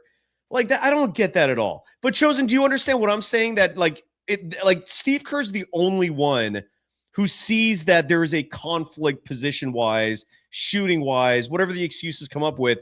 That's Steve Kerr. And that's why he's become so polarizing, is because most people don't think like that. Most people see 2 very talented basketball players and they think to themselves, let's run it. That's talent. We'll figure out the spacing shit. We'll make up for it with defense. A lot of the spacing will be solved because both these guys can attack the paint, and that's going to open things up for the outside. So you surround those guys with 2 good shooters, and you're set. And then you run your motion offense, and defenses are just on their heels, not knowing what to do. That was the vision. I don't think Steve Kerr has vision, man. I think that's ultimately the problem. I just don't think he has vision. I don't think he can conjure up big plans and ideas in his head, and I think that maybe that's what's missing. But am I making sense, Chosen, in terms of like, or are we just going to agree to disagree and you just think they can never work together, period? I'll just say this, that I see why people think Kaminga has so much upside. And I think on the right team, Kaminga could probably get buckets. But those guys fitting together doesn't work because on the defenders, all they got to do is sag back. They're going to sag back when Draymond's out there. They're going to sag back when Jimmy's out there. They're going to sag back when Kaminga's out there. It's going to cut off the driving lanes. And now they can't get a lot of their action going with no driving lanes. I mean, that's what every coach would do. And even though they started off the season looking decent, it was sluggish. They were playing half-court basketball. And they only started getting runs when they were subbing people out and those guys weren't really together. on defense, it looked better. That's not true. No. Chosen. That's not true. Net rating stats do not substantiate that. There are net rating. The lineups with those three in them are still the best net rating 5-man lineups for the Warriors. So the numbers don't substantiate what you just said there. I would say go back and look at it though, because the net ratings. I do, man. Come on. I don't appreciate that. Like we're all watching the games. We're all observing together. If you look at net rating with 5 players on the court, that's objective. Okay. There is no spinning there. Okay. Like 5-man lineup wise, when you had Kaminga, Butler, and Draymond in there, the spacing issue you bring up can easily be solved by having Steph and that 5th guy being a second shooter. Why is it okay? Why is it not okay for Dre, Jimmy, and JK to be out there, but it's okay for a guy for like Pajemski, GP2, and Draymond to be out there, or Pajemski, GP2, and Jimmy Butler to be out there? You have the same spacing issues with non-shooters, and GP2 seems to circumvent that with cutting efficiently. JK's cutting efficiently. It's just for whatever reason, man, in Steve Kerr's head, he just didn't like it. And the why of that's crazy to me. It's fucking batshit crazy. I just don't get it, dude. But the front office does not see it like that, is what I'm trying to say. Most people don't. That's a Steve Kerr thing, man. We can agree to disagree. Otherwise, you're right. Honestly, I don't think it's just a Steve Kerr thing. I think, honestly, when I hear a lot of players, except for Draymond, and before in the past, I've heard Draymond give a little bit more kudos, but not even now anymore. I hear them all talk about how great Kaminga is as a person, but I don't hear any of them talk about his on-court skills. I don't hear any of them talking about the areas he's developed and how he could help the team, etc. They all talk about how good of a person. I mean, they're not being asked about it. So do you expect them to just go out of their way and like make speeches? They do. Reporters are asking them all the time about him sitting, how he could help the team. When? And they all say, No, well, he that's is not- helping the team. No, Chosen. He's No. acting. That's not true. Chosen, part of the reason why that Stephen Curry clip tonight was kind of weird to me in terms of him saying like it's just going to resolve itself is because when is the last time Steph was asked about Kaminga? Do you know? Can you remember? Because my memory is the off season. I can't remember another time Steph was asked about this. Can you? Well, they don't ask Steph about it because it gives the same answer. I honestly don't think that Steph believes Kaminga is the player Kaminga believes he is. How do you know that? What do you base it on? Well, I'm basing that on I've seen Steph come out and talk arduously about his belief in other players and how they can help the team in the past. You mean one time when he asked for Guy Santos, and you're basing that one instance and pretending that represents reality? No, I mean, just over the years. I mean, when he's talked about his other teammates and what they bring on the court and stuff like that, like he's talking very passionately about it. He doesn't talk that way about Kaminga. I'm not saying that's right or that's wrong. Because he never plays. And side note, he did come out passionately. If you missed it, near the end of last season, when he had over half this fan base like making death threats to him, treating Kaminga like he's like a demon. It was really sad, dude. Like this fan base can be so toxic, and just I guess people in general. But dude, Steph came out publicly and said Kaminga's fine. Did you miss that? Do you want me to find that clip again? Did you not hear that?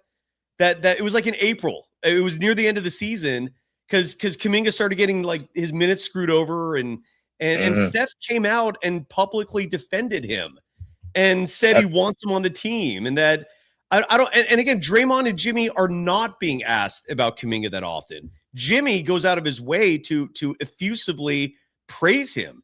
Draymond's done nothing but praise him. They're just not asked about it a lot. So I don't know why that has meaning to you when it's not a topic brought up in general. It's just the Kaminga thing is just a weird, awkward situation that the players are not going to unsolicited. They're not going to bring it up in an unsolicited manner.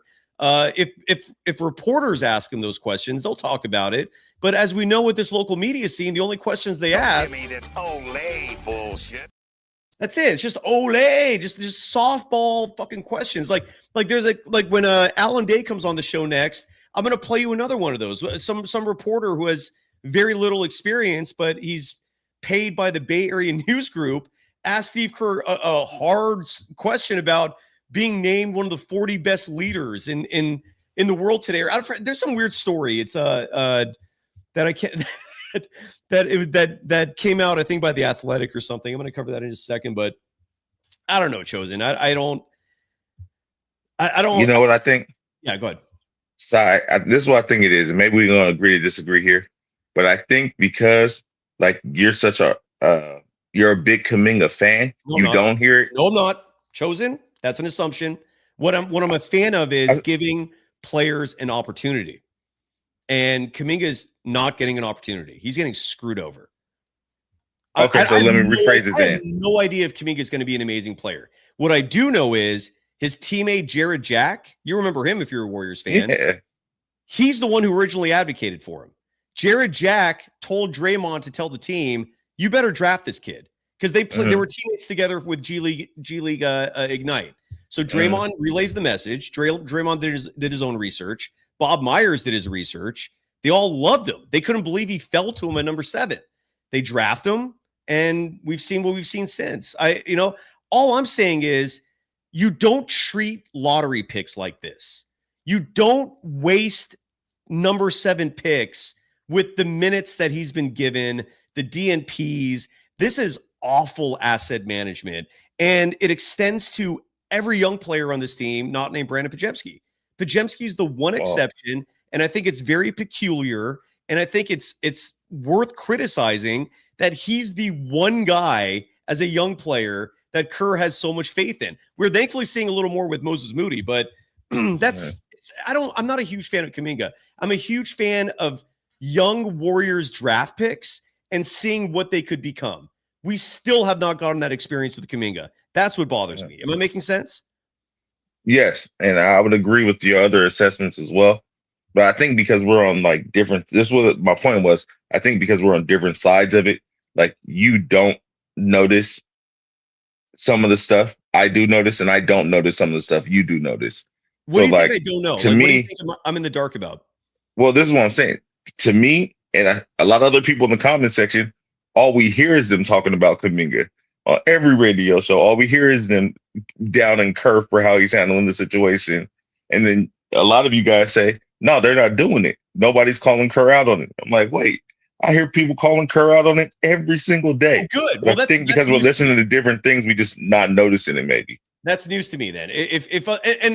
And truthfully, man, I'm trying to not touch on this as much because it's an exhaustive topic, man. But Kaminga did bring up the trade demand just this morning, so it was worth discussing. I also, you got to understand, a lot of topics we bring up, it's based on whether or not it's newsworthy, whether or not it's interesting. Yeah. This Kaminga thing is, I mean, even Steph said it in that attribution there. It's so unique. Like I've never seen anything like this in my life. And I think the curiosity of it would be quelled if Steve Kerr ever gave straight answers about the why of these DNPs. But he never gives clear answers. Like he uses word subjective verbiage like fit. He'll bring up maybe like I've heard him say spacing and shooting here and there. But then if it's shooting, like when Kaminga plays 30 minutes or more, he shoots over 41% from deep. So what are the shooting issues you don't like? Never mind the fact that most of his field goal attempts are at the rim. It's just that's the part of it that I think keeps this going. Is the fact that Kerr has singled out this player that clearly has potential, clearly has the physical tools. And for a lot of people, I'm guessing you're not one of them, but for a lot of people, myself included, I've seen enough to want to see more. Like, I have not seen enough evidence to go, yeah, he sucks, bench him. I haven't seen that personally. Like, and this is where you and I can disagree. Like, if you feel like you've seen enough from a player who's 18th in his draft class in minutes per game, which is egregious, more power to you. I don't think the sample size is there to make any kind of conclusion. I think that Minnesota series revealed a shitload in terms of what this kid could do. I mean, this is a guy who's getting DNP'd, who was just banished at the end of the bench, and at the flip of a switch is thrust into a playoff series. And it took him all of one game to regain his footing and regain his confidence. And that impressed me enough to think, okay, let's see more. I'm intrigued. And then we saw 2 weeks, and they were winning, by the way, which I thought was the goal.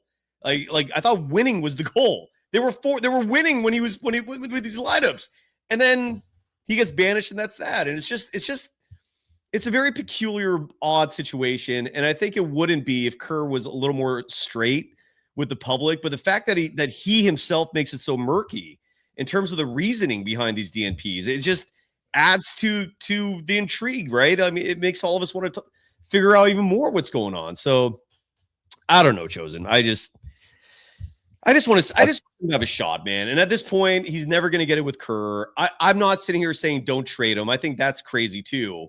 This is a mess. This is a shit show. You know what though? Then that's when I always say, man, I put this back on the front office. Like Kerr clearly came out and said at the end of last season, for the whole world to hear, hey, I'm walking the tightrope here. They want me to win. I can't win with Kaminga in the lineup. He said that, and that's his belief, whether he's right or wrong. He told the whole world he couldn't put Kaminga in the lineup. And then we saw this crazy summer, and now it's dragging into now, and everybody's blaming Kerr. Kerr clearly said he didn't think he could win with him in the lineup. Then he tried at the beginning of the year. They went 9-9 with Kaminga in the lineup. He said it, though. Whether he's right or wrong, man, the front office should have did something. But here, Chosen, what people say in press conferences, that is not communication, right? Like Kerr's saying that to the public. He's saying that in a press conference setting, but the front office and the coach are also communicating privately.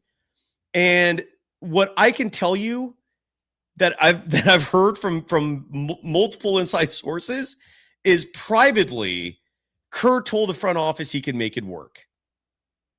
And and Kerr privately told the front office that, let me rephrase that. He at no point privately did he discourage the team from holding on to him. At no point did that happen. Publicly, if he said that, like I'll have to find that specific soundbite to get the full context. But whether or not he said it publicly, privately, which is when it matters, he didn't tell the front office that. He didn't tell the front office, I can't play this guy. I can't make it work. The messaging was the opposite. The messaging was, oh yeah, we'll figure it out. I'll work with him. He even told Kaminga. Kaminga and him had a understanding. Kaminga said this publicly, that they had a conversation where the coaches were expected to hold Kaminga accountable for any mistakes he makes so he can fix those and stay in the rotation. Even that didn't happen, man. I just don't see evidence that clears Kerr in all this. Like there is no like Armando Laura loves bringing up the word data in the episodes we do, which is fundamentally important for any amount of research you do, right? What's the data?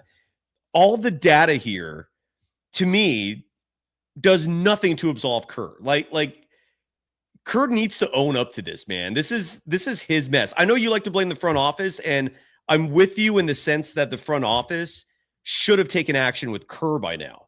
Like they're enabling this by letting Kerr do it. That's unfortunate too. But so I feel you on that part of it. But again, this thing sucks. So I believe you, man. But I think also we've all been in a situation with bosses before where they're putting pressure on us and we're like, all right, fine, I could try to make it work. Yeah, I'll see what I could do. Yeah, I could try. Yeah, I'll try. So we don't know if Steve Kerr's statement was like that, or if Steve Kerr went to them and was like, no, I want to try to make this work, because all he's done in public is the exact opposite of that. And that's why everybody's upset with him. It's because he's done the exact opposite for the whole world to see. So it would be foolish, I think, for the front office even to believe if he said that in private and then watched him do the exact opposite. That would be foolish on them. I'm going to hold I want Kerr to be held as the head coach of a basketball team, as someone who's making as much money as he is. I will not accept an excuse that Kerr was just playing nice, that Kerr was just, saying the right things. Like if that's true, and in other words, what you're saying is that Kerr was not being genuine with the front office and saying that he was just telling them what he thinks they wanted to hear. I'm going to blame Kerr again for not being straight, for not being authentic. Well, I don't mean to say that I think he was telling them what they wanted to hear. I mean to say that I think he may have felt the pressure to coalesce. You think? I don't know the back office situation. Maybe like you do, and talk to the people you talk to. So you think he felt the pressure in summer meetings, and then the moment the season started, 2 weeks in, no pressure? No, what I'm saying is I think he felt the pressure, so he put him out there so they could see what it looked like. And when he felt like he had a long enough leash, was like, all right, now let me go to what I want to do. Well, that is That's what I happened, think. yeah. Yeah. So I think that's what it was. If he told 2 him weeks that behind the and this is where scenes, this is where I don't agree with Kerr in that 2 weeks and just giving up is kind of crazy. And again, if they were losing these games, and I would understand it, but they're not. I know people like bringing up that the Warriors with Kaminga this year are 9-9, and without him, I think they're like 13-10 or 14-10 or something like that. But that's where you have to go back and look at the strength of schedule, man, because they're winning these games against really bad teams. And Kaminga was with these games he was playing was the hardest part of the schedule. If anything, the fact we were 500 during the hardest part of their schedule with them, and then like 4 or 5 games above 500 in this easy ass part. If anything, I feel like that strengthens the argument to keep playing Kaminga. But I don't know, man. I don't know, man. I mean, last thing I want to say on the Kaminga situation is just this. I completely blame Kerr for this part, but also I give some leeway because I haven't seen very many coaches be able to do it. Again, I completely blame him for not being a development coach. He ain't a development coach. And they keep bringing them young players to try to develop when he's proven he can win with veterans. They should be building a team with what his strength is. That's all I see.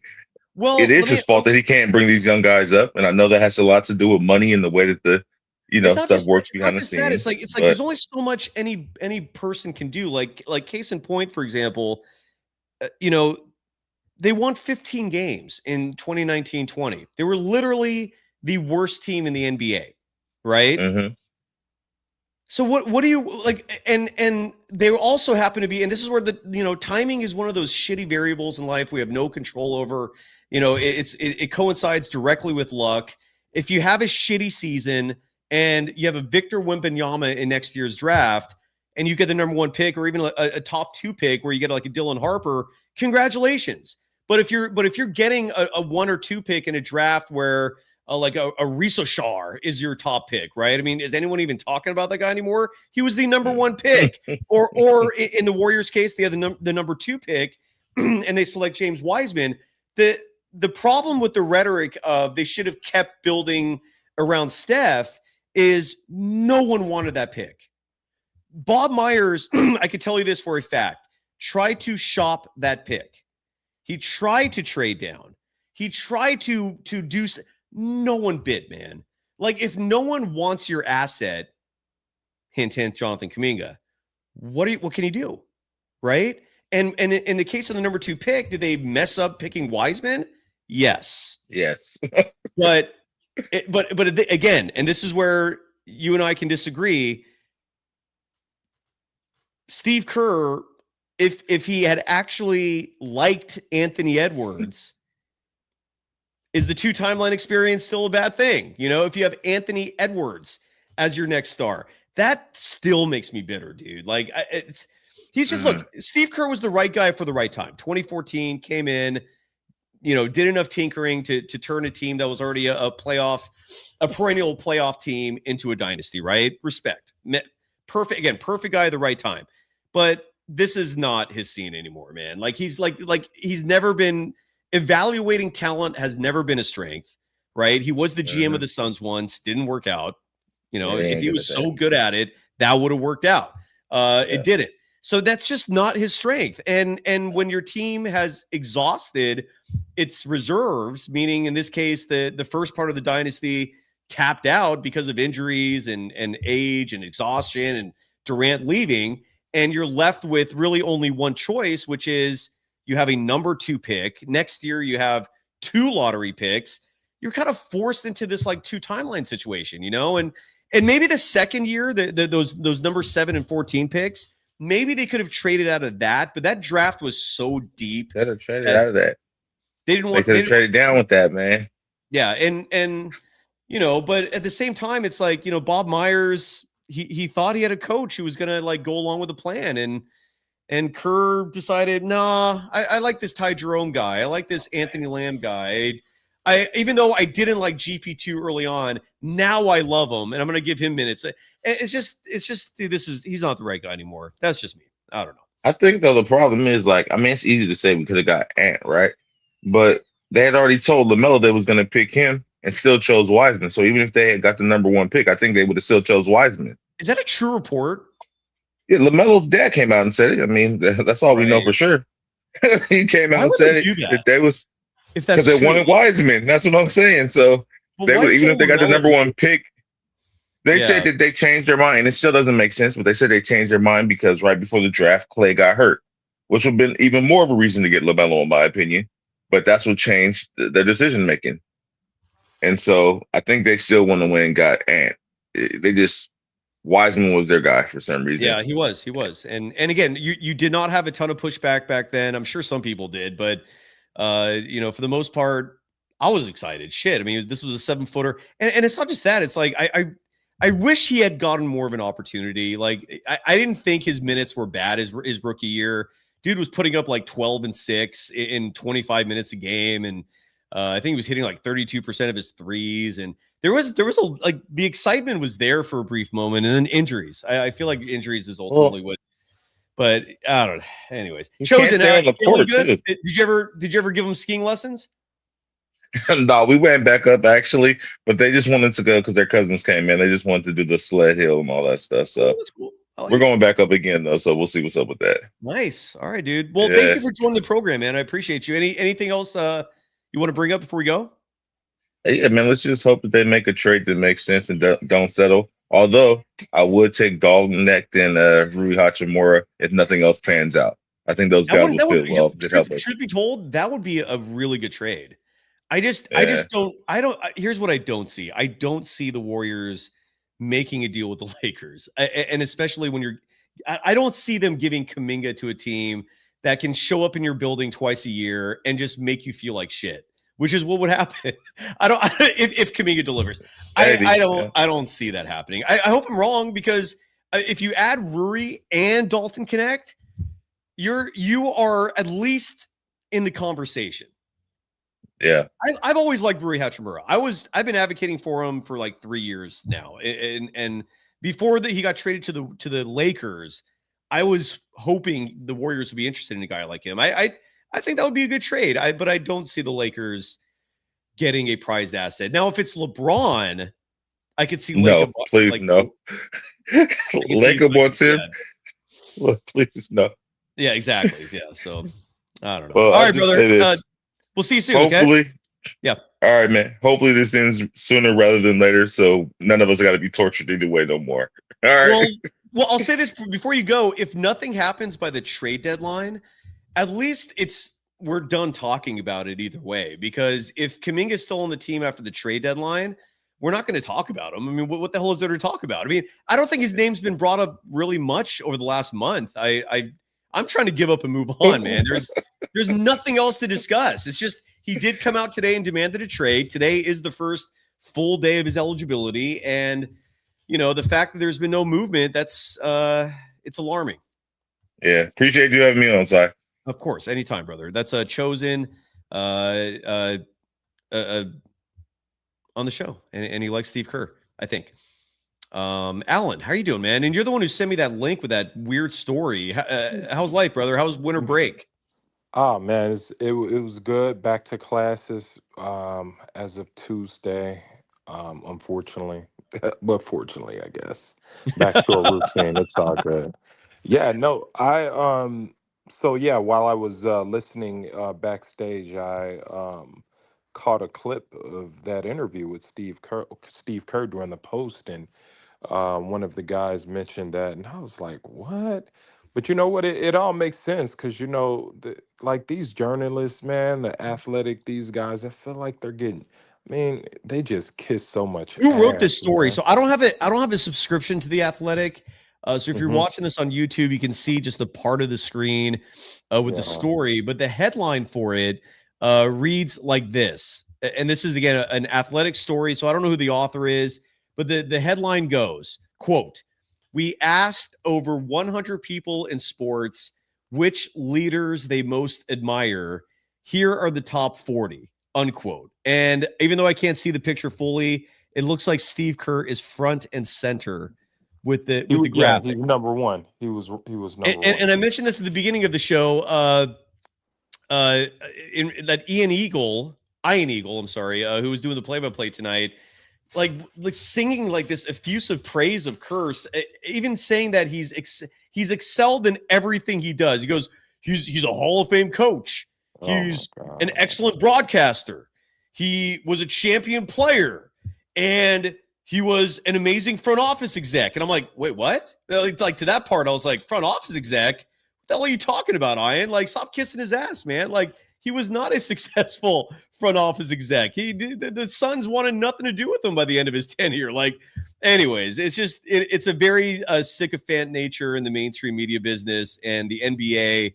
We all know how much of a nepo baby culture it is, and this is just a part of it. Nepotism does not limit it to blood relations. It could also be like friends, people shit like that. That story's crazy. Did you read it? I didn't read the entire article, but I'll give you a top 10 if everyone's listening really quick. Yeah. 1, Steve Kerr. 2, Don Staley. 3, Steph Curry. 4, Who wrote Gino. They said like staff. Okay, gotcha. Gino from Connecticut. 5, Andy Reid. 6, Sam Presti. 7, Emma Hayes, U.S. Women National Soccer Team. 8, Dan Campbell. 9, Asia Wilson. And 10, Mike Tomlin. So it's just like a feel-good. Yeah. I don't even understand it. It's almost like, you have, like, you're offered 10 names and you have no choice but to pick one of these 10. It must be nice being Steve Kerr. Man, I'm telling you, everybody man. kissing your ass everywhere you go. Yeah, this guy, man. It's but it's good to see that they can pull off a win against a team that's just it's just consistent on what we've been seeing the last couple weeks. Where and real quick, I'm sorry to interrupt you. I just want to answer this one question that someone in the chat asked. Sorry to interrupt you. Real quick. Barber NBA is asking, why did no team give Kaminga a qualifying sheet? In other words, why did Kaminga not get interest this offseason as a restricted free agent? And the answer is the same answer that the other 3 restricted free agents you'd give the answer to, which is leverage. Like these other teams had zero, and not to mention the salary cap situation was a nightmare. Yeah. There's only one team that even had cap space this offseason, and that was the Brooklyn Nets. Part of the reason how they ended up with Michael Porter Jr., but there was no incentive. Like every team knew the Warriors were going to match in the same way they all knew that Brooklyn was going to match Cam Thomas. Philly was going to match Quentin Grimes. The Bulls were going to match Josh Giddey. And nobody had cap space. It had nothing to do with interest, if that's the insinuation there. Like, believe me, if Kuminga's a free agent, someone's going to give him $20+ million a year for like 3-4 years. That part I would not doubt. Like, teams do see the potential in him. And please don't let a lack of a qualifying offer from another team make you think the interest is not there. It's just the dynamic of the offseason. Again, the cap space, this crazy CBA kicked in for the first time, and leverage. I mean, what point is there to offer a player a contract when he's restricted and the team that owns his rights has no intention of letting him go for nothing? So is what it is. I'll shut up now, Alan. Go ahead. No. I'll add to that as well, because I believe that the qualifying offer to a restricted free agent is the stupidest loophole ever in the CBA. Like, and it's so ridiculous that fans are so gullible to listen to these cronies in the media. Like, how come no one offered them? Well, think about it, guys. Like, if the Warriors publicly tell everyone that we will wait to the last day of free agency, we will wait, and we're going to sign him no matter what. What do you think other teams are going to do? You think the Nets are going to, or let's see, in this case, the Suns who offered, you think the Suns are going to clear payroll, get rid of a few guys just so that they can make an offer for Jonathan Kuminga, and then Golden State come right back around them and hard cap themselves or do whatever they need to do to sign him? Absolutely not, man. Like, teams do not operate like that. They're not stupid. Like, they know what's going on. In fact, if you look across history, if you look across the last 5 years, how many players got an offer while they were a restricted free agent? It's not a normal thing. Agreed. It never really happened. You had the kid, the 8. I think the Pacers was the last team I remember made an offer. Yeah. That's the last team I remember who made an offer for a guy who was a restricted free agent, and then the Suns decided to go ahead and extend him. But he wanted to go. But good call on the DeAndre Ayton, because you're right. The Pacers forced the Suns to match, and a lot of money got wasted on that guy. Sorry, folks, for looking at my phone for a second there. Ryan Leong, I was just following up with him. He's apparently been very busy tonight, interviewing Draymond, he's just busy at Chase, so he might join us in a little bit. But yeah, I'm totally with you, man. Restricted free agency, it sucks for the player, I think. Because it's like a massive tease, you're really not going to get offers from anyone else because they all know that the team who owns your rights will match them. And the CBA this last offseason was just effed. It was just really messed up. The CBA is just stupid, dude. They need to do something about it. Well, it's awful for young guys, rookies, but importantly, lottery picks, guys who, when you're a first round pick or a lottery pick or whatever it may be, like you're going to get this deal, you're going to get that rookie deal with the bird rights and all of that stuff. So a guy like Moody and JK and most of the guys who was in that draft, I mean, they're stuck basically for 6 years no matter what.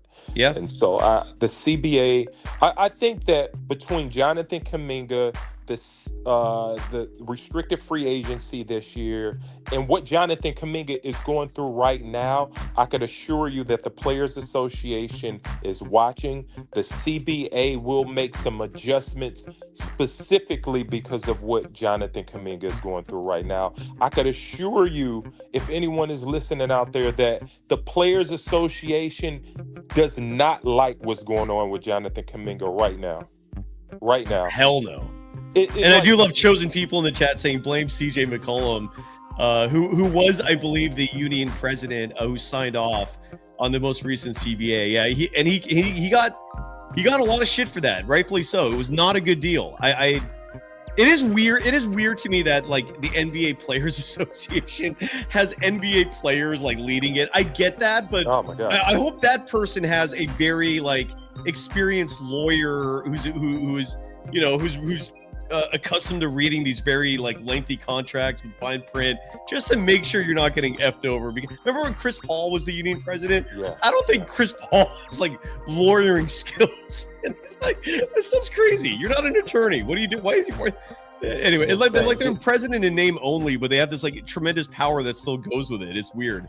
Wait, did you hear what the former president of the Players Association, the great iconic Isaiah Thomas, said about this situation? What did he say? Isaiah Thomas said that, and I'm not going to quote it, but it's very close. He said that Jonathan Kuminga has been so classy and he's been such a professional that he believes that part of his professionalism is what also ruined his career so far, because he's been too nice. He also said, and you can look this up, he said that if I was in this situation or any other player, we would have a Latrell Sprewell moment. No, I played that soundbite, yeah. and he we talked is about that. he is the former president of the Players Association. And so that should tell you right there, he is a reflection of what the players are thinking right now. There is a reason why most players, if not all the players and fans outside of Dub Nation, has this huge admiration for this guy. You think You think these guys don't know about basketball? You think Warriors fans are the only people that know about basketball or think they know about basketball? Come on now, it's insane. And let's talk about value too, because that was one of the reasons why I was wanted to call, because people think that Jonathan Kuminga's trade value is down, but realistically, what's happening now is that the Warriors' trade value decrease, not Jonathan Kuminga's value. In fact, I believe his value is higher than it ever been. And the reason, I think that teams across the NBA know that they can get him, they can snag him for cheap. They know they can get him for nothing. There's no reason to give up anything. Exactly. So, you're right. Every team that wants Kaminga, they're looking at this going, why should we give up anything? Exactly. You just gotta wait. and definitely. So if you're a Warrior fan, here's evidence. If you look out at the teams that publicly had interest in Jonathan Kuminga to date, all are in the Pacific Division. Think about it. Yeah. Like that. And the Warriors are not going to give him to any of those teams. Every single team in the Pacific Division have showed interest in Jonathan Kuminga. That is crazy. You're absolutely think right. about Well, not the Clippers. Did the Clippers express interest? Not the Clippers, but okay. So almost. But you yeah. never know. You never know. You never know. Listen. The Clippers. I can see Jonathan Kuminga with the Clippers.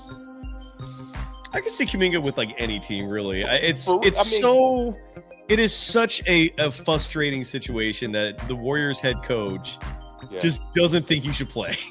What's going on here, man? And here's the thing: like the Lakers, I guess through their press release or whatever news that came out there, they're looking for a 3-and-D wing, a guy that Dub Nation believe is not a good shooter, cannot defend, but they're looking for a 3-and-D wing, and specifically mention Jonathan Kuminga as that guy. So it's some interesting things going on across the league. Personally, there is, So someone in the chat, by the way, is saying that Andre Iguodala.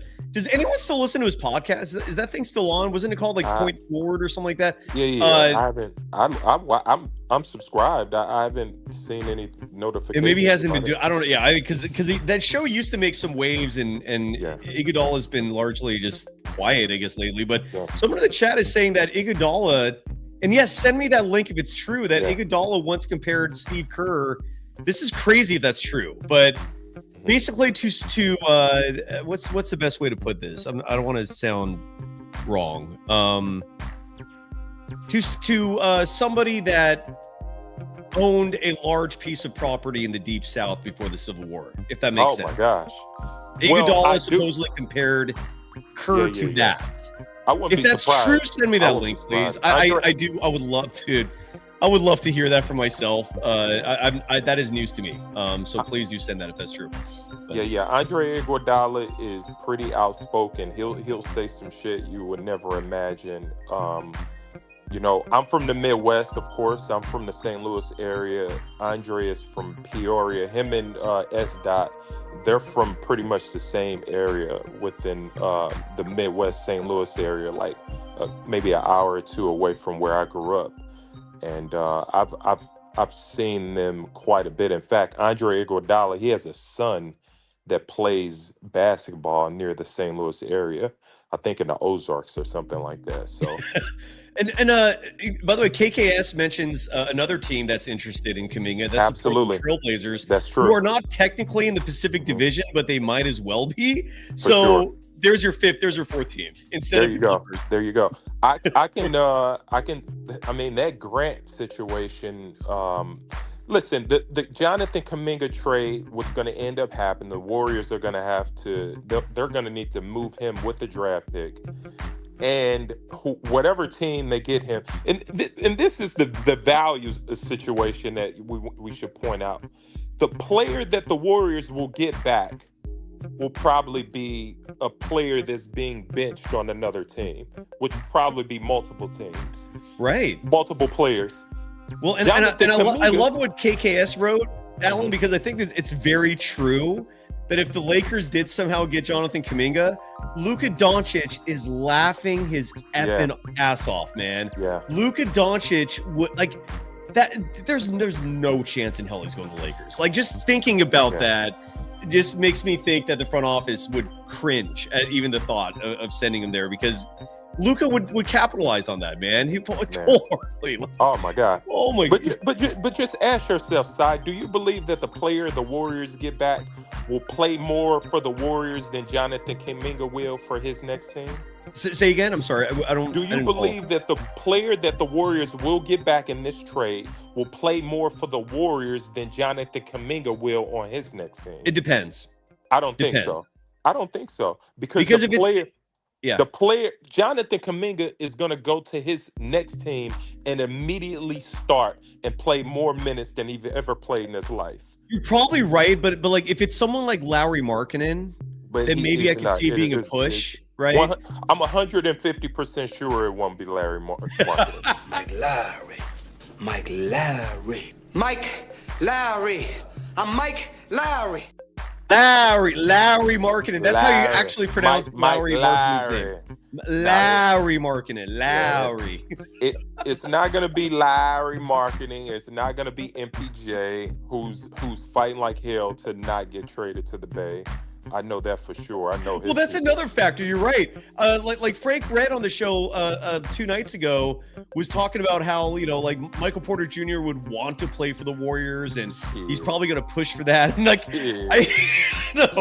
don't think so, man. I know for sure. I know for sure he doesn't want to come to. I know this for sure. I promise you, I know this for sure. I mean, the freedom this guy is getting to play with. Exactly. He's got it made right now.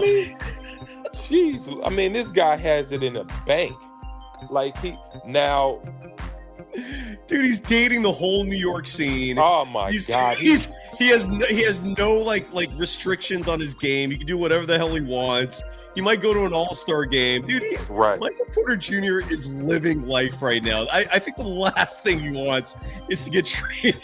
That's great point, man. That's yeah. on that. I think it's going to end up being a player like Grant. I mean, I don't think the Warriors do that. This is where, look, man, I respect this front office in the sense that they don't want to get effed over, right? Like they're not going to give him up.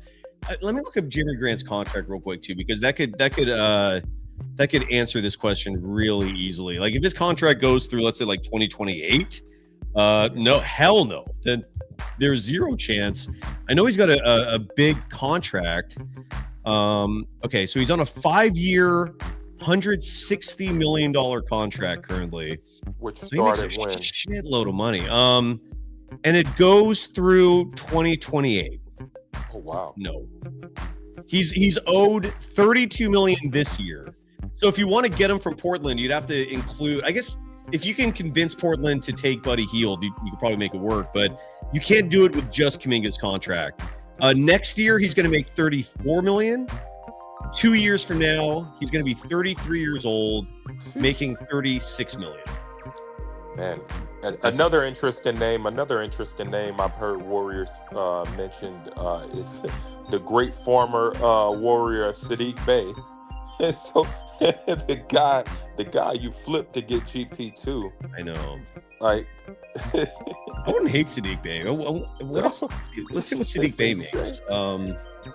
I mean, you're gonna have to add a couple players. No way he's making. You can match salary. Pelicans can't take salary back, so that'll need to be a 3-team trade. Why the hell is Spot Track's trade machine down right now? What's going on here, man? Oh, Spot Track's just down.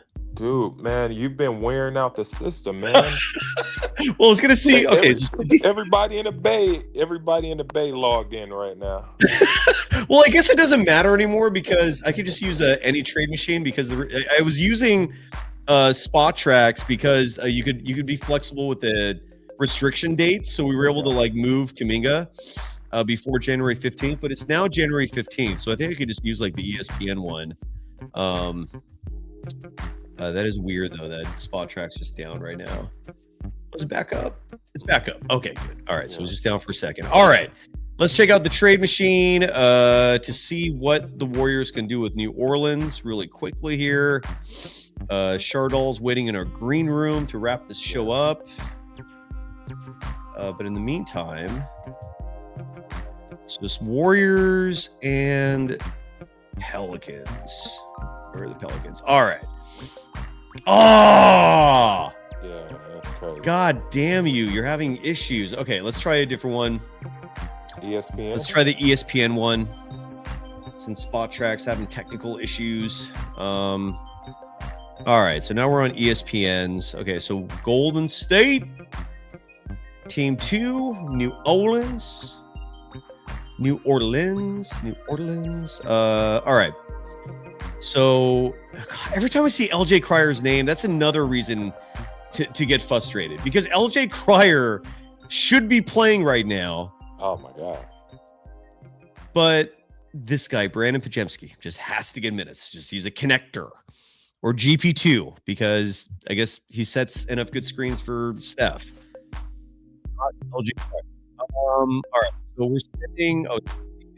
So Sadiq Bey only makes $6.1 million. Yeah, that's. So what do you think? What do you think that? See, I don't know if New Orleans gives. I guess his name wasn't mentioned though. From Joe Dumars did not include his name as one that's untouchable. So what if you did like Buddy Hield, and then you could deal with this trade failed. Yeah, that's like. I mean, the only way that's gonna be a 3-team deal of some sort because you're gonna have to move or Al Horford. Oh, well, if you just throw if you can entice New Orleans with let's say a pair of 2nd-round picks, I'd do this trade. But how could it's interesting because I did not believe that the Warriors could take salary back. So I'm not sure how that's working. Well, because the two salaries I brought up are nearly identical. So how do you unselect someone? God damn it. I don't like ESPNs as much. Top right corner. Start over, top right corner. Yeah, that's what God damn it. That is not what I want to do. All right, fine. Golden State, New Orleans, one of the greatest cities in the world. Sadiq Bey. So this time, instead of Al Horford, what if we did Pajemski and Guy Santos? Or yeah, right. Trade successful. Yeah, that Steve would quit immediately. Good. All the more reason to do that. So, anyways, no, I know.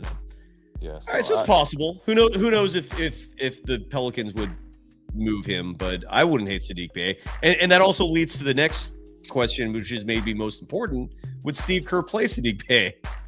No. I don't think I don't know. I tell you a guy Steve wouldn't play is I heard the name Jaren Jackson. I just don't see Steve playing a guy like Jaren Jackson. I mean, possibly because in a trade like that, you're probably going to have to include Draymond Green. Right. So probably have no choice. But I also heard someone also mention, I agree with that, like if you trade Draymond Green, essentially you're blowing this thing up, which I believe they blew it up when you traded Klay Thompson. So, I mean, this is a really, really interesting situation that the Warriors have been in. And like you mentioned that, like you've never seen anything like this happen before. But if we're being honest, if you look over the last 3 to 5 years, I mean, there's about 7 things that happen in this organization I've never seen before. So, I mean, it is funky, man. It's funky. So it's insane when I hear guys try to protect Steve Kerr. I mean, this dude has he has so many fireable offenses while being a head coach. Yes. Like I've never seen that's the never seen for me. I've never seen a head coach have this many lifelines. I've never in my life seen this before.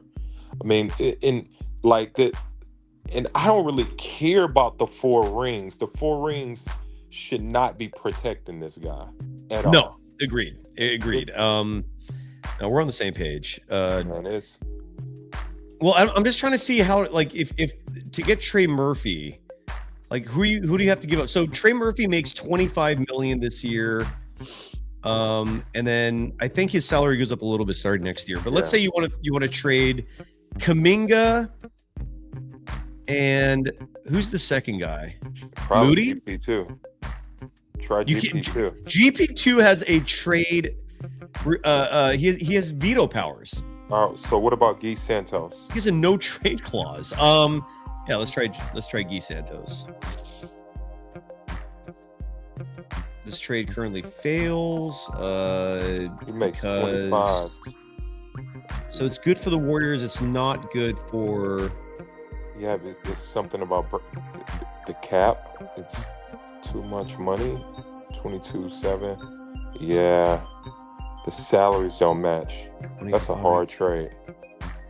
Like I think what I have to do here. So instead of Guy Santos, it has to be a little more money. So let's just try Pajemski just for the sake of argument. Or successful. Yeah. But so if the Warriors offered Kaminga, Pajemski, and you're probably gonna have to, and then as Draymond Green said, you don't have a pick next year, so throw them next year's pick, because if you make this trade, you're going to be a playoff team anyways, and so that draft pick's not going to be super high. You can live another year like that. You're going to have to add 2 more. You think 2? Oh, fuck. Yeah, you have to add 2.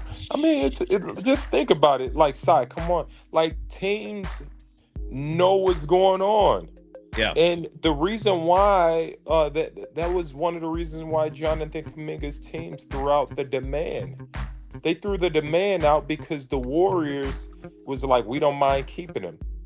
So the representatives responded to that saying, no, we demand a trade. That's the only reason why they mentioned it. So if those idiots on the Warriors side would have just kept their mouth shut and said, hey, didn't say anything about keeping him to hold leverage, JK's team would have never responded. Mm-hmm. It's insane how much bad business is going on right now.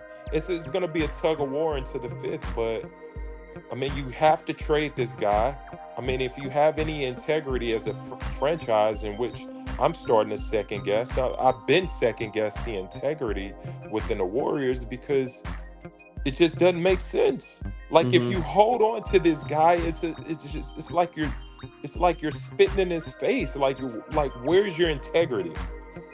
Do you want to hear a prediction on what could happen to make up for that? Because I think you're absolutely right. Kaminga stays. He just rots away on the bench.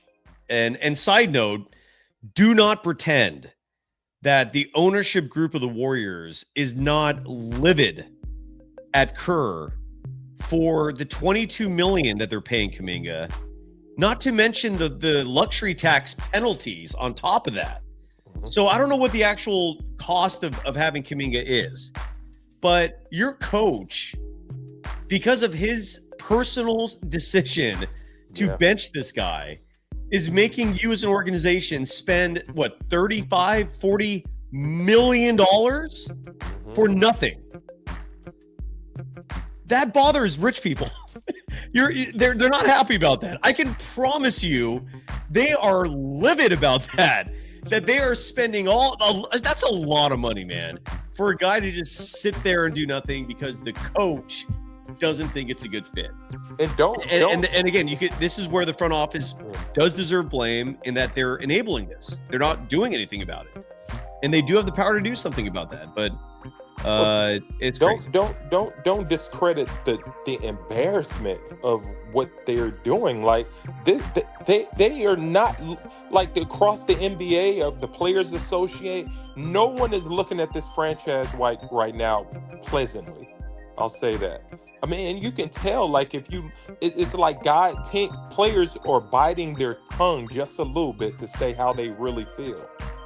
You know, and obviously Perkins, he's been loud, you know, but he's actually been right for once, which is even crazier. Yeah. Let's tell you. Are you enjoying your winter vacation? Are you back in school yet? No. I'm back in school. I started this week. Yeah, I started this week. So early, crazy, man. God, what happened to the days when like colleges would start at the end of January, or you'd give your students a nice 5-6 weeks off? What is happening with this world, man? Man, dude, I was NBA mentalities are just invading everything. Sorry, go ahead. What's up? No, I was just starting to get comfortable from, finals. And here I am. And then you're right back in. I know it sucks. All right. Well, Alan, it's always great to hear from you. Thanks for checking in. Any final thoughts? Anything we missed? It's all good. It's all good in the hood. Good. I'll leave with in the Santa Monica hood. They got a hood in Santa Monica. So there's a hood near you. Everywhere. Before you go, explain to people what the city or town or whatever the proper nomenclature is for Pacific Palisades. This is Steve Kerr's hometown. Explain to the people what the scene in Pacific Palisades, if you don't mind. Oh, and the Palisades, it's Palisades. That's how you pronounce it. I don't know but it's filthy rich. It's next to Brentwood. It's like in Malibu. Beach. Yeah, well, it's south of Malibu, and it's right underneath Brentwood. And so, if you heard of Brentwood, that's where Draymond Green and LeBron lives, and Kamala Harris. But the Palisades it's well off. I'll say. Yeah, it is very well off. Yeah, very well off. I mean, if you're living over there, you're living well. And you have great views. Great views. But hell yeah, man. Alan, love you, brother. We'll see you soon. All right. Yes, sir, man. Take it easy. All right, brother. And that's a future lawyer right there, future sports agent. I apologize. Right? Oh, he left. All right. Well, Alan, if you're watching this still, when you graduate, let me know. I'll introduce you to a few sports agents who hopefully will bring you on and help you out. All right, folks. When we bring this individual on the show, I cannot believe we've been going for 3 hours 30 minutes. What is going on here? When you see this, it usually means it's time for the danger zone. Stay at home, son.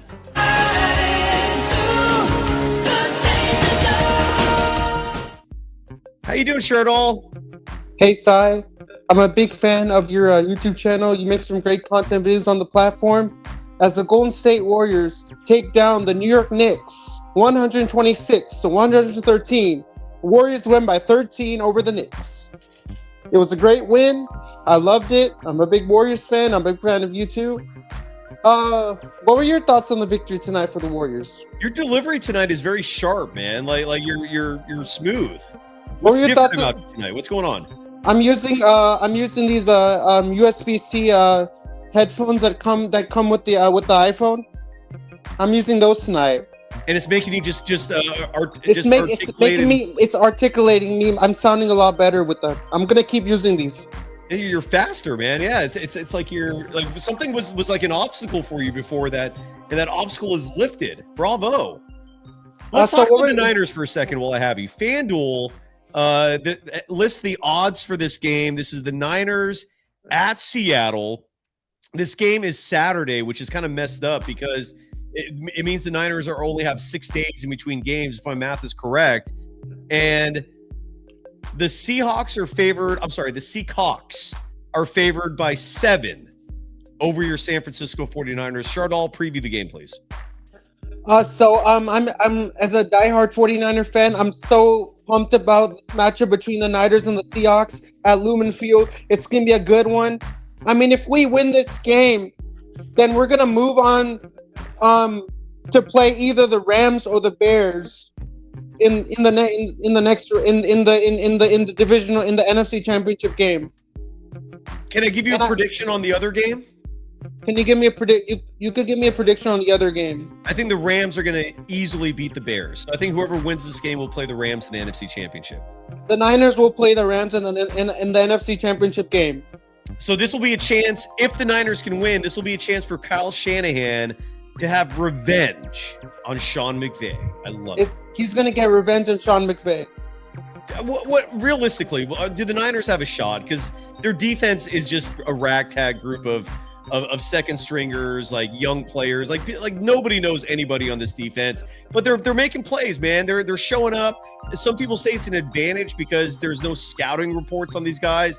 What is your take on the Niners this Sunday? Do they have a shot? The game is on Saturday. Saturday, that's what I meant. Do they have a shot Saturday? Yeah, they have a chance. They have a chance to do it on Saturday. I like how you just said that. They have a chance.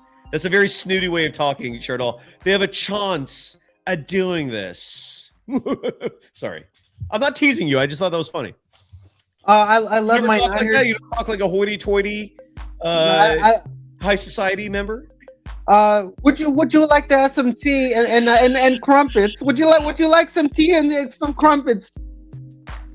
Would you like some hot tea and crumpets? Would you like some tea and crumpets? That's what I'm talking about. Would you like some tea? Would you like some tea tonight? Would you like some crumpets? No, would you like some crumpets with your tea?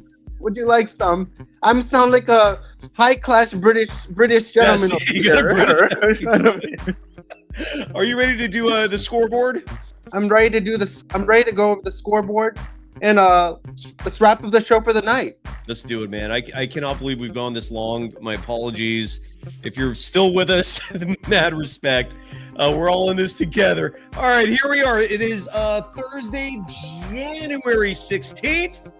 No, it's Thursday, January 15th, but it's 1:16 a.m., so technically it's the 16th.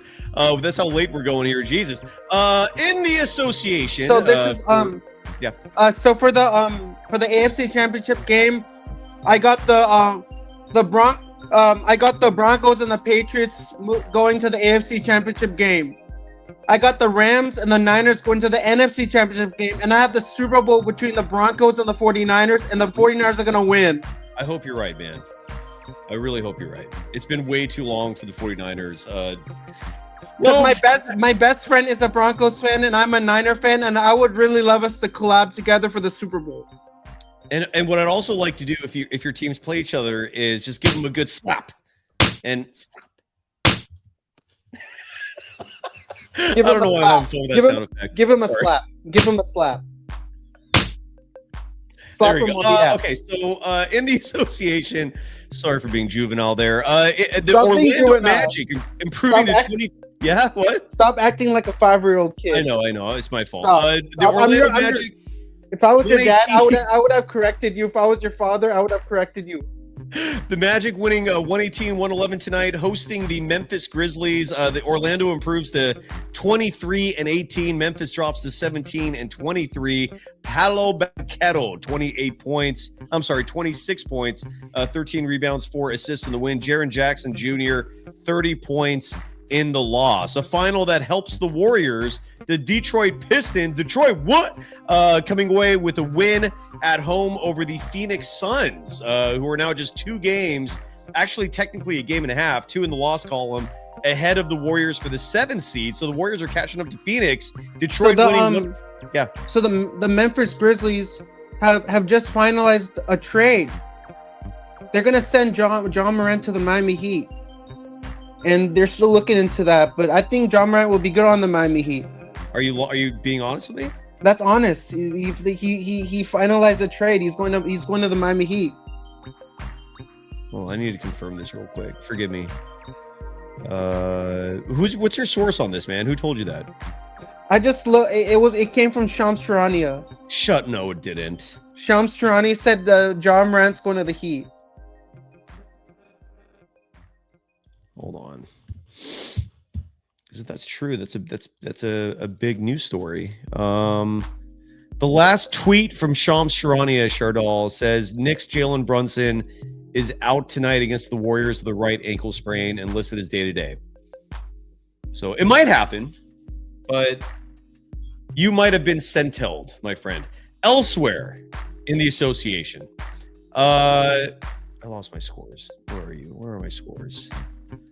I lost my scores, Shardall. There they are. The Detroit Pistons, 108-105 winners tonight over the Phoenix Suns. Jalen Duren, I love that guy. 16 points, 18 rebounds in the win for the Pistons, who improved to 29-10. Grayson Allen, 33 points and 3 blocks in the loss for the Suns, who dropped to 24-17. The Warriors, 23-19. So the Warriors are creeping up to them. The Boston Celtics beating John Morant's next team, the Miami Heat tonight, maybe 119-114 the final. Anthony Simons continuing to really pick it up after being relegated to the end of the bench the first part of the season.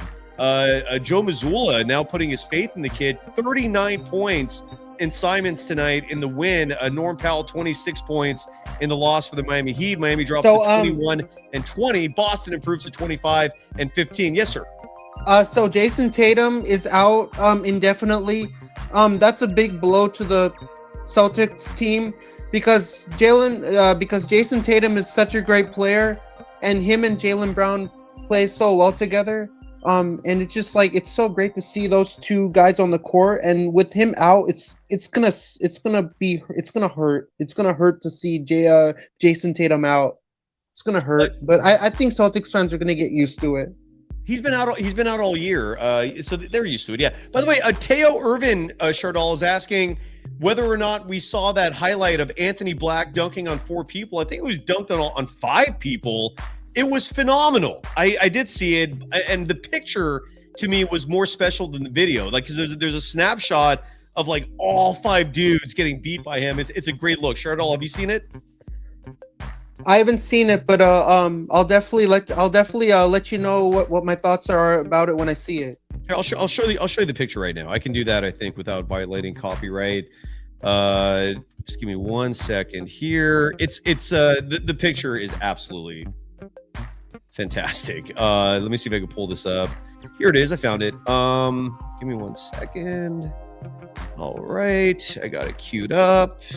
So this is the dunk of Anthony Black, and you can see, is it 4 dudes or 5? I thought it was all 5. Maybe it's just 4. 1, 2. I see 4. I don't see a 5th. All right, well, 4 dudes. Still pretty special. That's Anthony Black right there, if you can see this. And apologies to the podcast audience for not being able to see this. Back to the show. Elsewhere in the association, as we start to wrap it up here, the big game tonight, the OKC Thunder and the Houston Rockets, and OKC putting a thumping on a slumping Houston team. 111-91 the final score. Chet Holmgren, 18 points, 9 rebounds, 4 blocks in the win. Alperen Şengün, 14 points, 13 rebounds in the loss for the flailing Rockets, who dropped to 23-15 on the year. Yeah.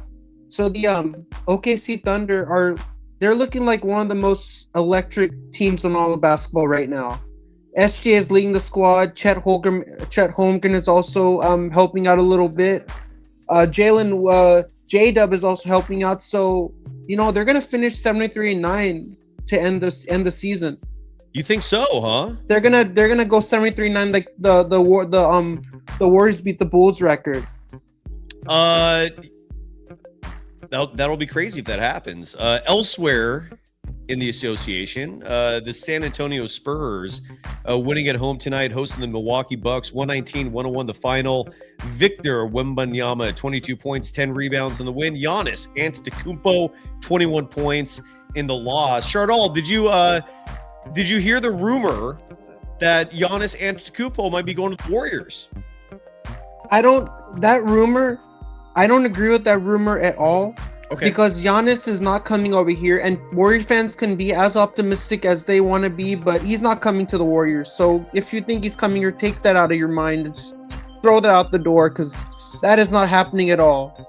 They call that a pipe dream. So that's a pipe dream, huh? Well, Milwaukee drops to 17-24. The Spurs improved to 28-13. The Utah Jazz got their butts whooped in Dallas tonight. The Mavericks 144-122 winners to improve to 16-26 on the year. Utah drops to 14-27. Sensabaugh for the Jazz with 27 points. Klay Thompson, Shardall, had 26 points and 6 assists in the win. I mean, for Dallas. one of my best friends is a longtime Utah Jazz fan. He streams all of their games on his channel. He goes live mostly for every single game. He ended his live stream at the third quarter because he knew that at the third quarter on, the Mavs took over the rest of the game. So he ended the stream. He was furious that the Mavericks were just killing his team. I mean, they were just on fire. Klay Thompson was on fire for the Mavericks. On fire. So he ended his stream. He was pissed off. But I mean, I could clearly see how he was pissed off because he's a Jazz fan. When his team doesn't do so well, he's going to end the stream right then and there. Oh, he's been pissed for years. The Jazz have been a bad team for a very long time. 2 more games and we're done. The Portland Trailblazers, 117-101 winners tonight at home over the Atlanta Hawks.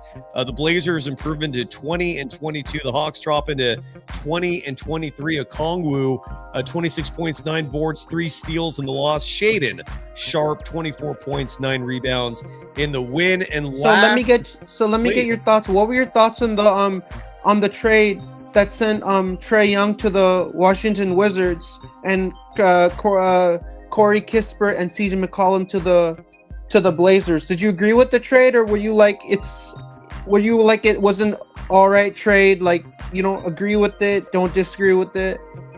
Meh. What about you? I was expecting that Trae Young would go to somewhere else other than the Wizards. I was like, the Wizards of all teams you would go to? I thought he would go to another team than the Wizards. The Wizards are depressing. No, I mean, I was expecting that he would go to a team other than the Wizards. The Wizards are a very depressing team. They're so bad, Chardol. Like I've read multiple stories indicating that they can't even sell tickets. Like if you want a courtside seat, supposedly you could get one for like $100 for a Wizards game. But it did make me thinking, because you got to be opportunistic in this world to get what you want, right? And if you want to be a season ticket holder for an NBA team and have good seats with those season tickets, now is the time to strike while the iron is hot, because nobody likes the Wizards. They're a garbage franchise. So that's why I don't understand why Trae Young went to the Wizards, because the Wizards are not a good team. They're a trashy organization, and he went to the Wizards. Like I am stunned that he went to the Wizards. I'm like, I asked many of my friends who are basketball fans, and I asked them that same question. Do you think that Trae Young going to the Wizards, was that a good move? They said, hell no, it wasn't a good move. You know, the Wizards are the worst teams in all of basketball. I mean, he should have gone somewhere else. I do not agree with the trade at all in any way possible. There you go. One last game and we're done. And this was a doozy. The Charlotte Hornets, the Warriors' next opponent, they're going to be in town Saturday. Side note, I haven't had a chance to plug this as much as I should. Tomorrow at approximately 5 p.m. Pacific time, follow us on the socials to get a confirmation. Follow the program on social media, more specifically at Golden Days Pod. Armando Laura will join me for Friday Happy Hour, where I'm sure he's going to have a lot of thoughts and opinions on the Golden State Warriors. And Saturday night, it's going to be Warriors Hornets post game. Charlotte tonight doing God's work. They took care of the Los Angeles Lakers at Crypto, 135-117. LaMelo Ball, 30 points, 6 rebounds, 11. Let me start over. 30 points, 6 rebounds, 11 assists in the win. Luka Doncic, 39 points in the loss. The Hornets the next Hornets home game, they're going to be retiring number 30, Del Curry, Stephen Curry's father's jersey, up in the rafters. Steph Curry's going to be over there. Seth Curry's going to be over there. Probably Aisha Curry is also going to be there to see to be there, because it's for the whole Curry family. So I bet the whole Curry family will be there in Charlotte to celebrate that wonderful moment of seeing their father's jersey going up in the rafters. Good knowledge, Chardol. Del Curry's such a beautiful, a great color commentator for the Hornets. He does games on the radio. He's such a great man. I mean, like, I have such love and admiration for Del Curry. He's a 16-year NBA vet. He played for the Raptors. He played for the Hornets. He played for so many great teams. and seeing his jersey go up in the rafters is a very beautiful moment to witness. I bet all the Hornets fans in the arena would definitely be crying at that moment, and Warriors fans would also be tearing over that moment of actually being live for that, actually being actually seeing that his father's jersey is being up in the rafters, because he's such a great guy. I love him. And the Hornets will be in town Saturday. They improved to 15-26 with their win tonight in LA. The Lakers dropping to 24-15, and that's your scoreboard. Viewers, make sure to subscribe to Golden Days in reference to the 1993 movie, 1993 Matthew McConaughey movie, Dazed and Confused. He's currently at 5,130 subscribers. He's on the road to 6,000. Where are you at? So make sure to subscribe to his channel. And viewers, also make sure to subscribe to the SGS Sports Law channel. I'm at 518 subscribers. I'm on the road to 600 subs. Beautiful. So make sure. Stay at home, son.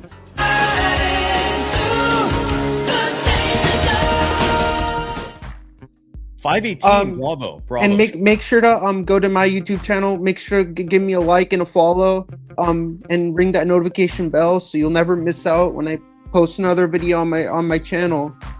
You went late tonight, Shardall. Jesus, this might be the new record for the longest show ever. Soshi Piki, however you pronounce that in the chat, saying it's 3:30 where I'm at. Does that mean you're in Hawaii? Wait. So the final. No, you're in Central Time Zone. I apologize. Hawaii. So the final score: the Warriors 120-26, the New York Knicks 113. Shardall, Jenny Vega in her chat says you should write a script. I'll definitely prepare a script for when I come on the show next time. But I won't be able to come on for the Warriors and Hornets post-game show because I'll be watching the Niner game. I'll be all my time will be focused on the Niner and Seahawks game, because that's going to be a big game. So good point. If you don't see me on the show, that's a very good reason of why I won't be able to join you live for the Hornets and Warriors post game show. Let's play the open one more time before you go. Stay at home, son.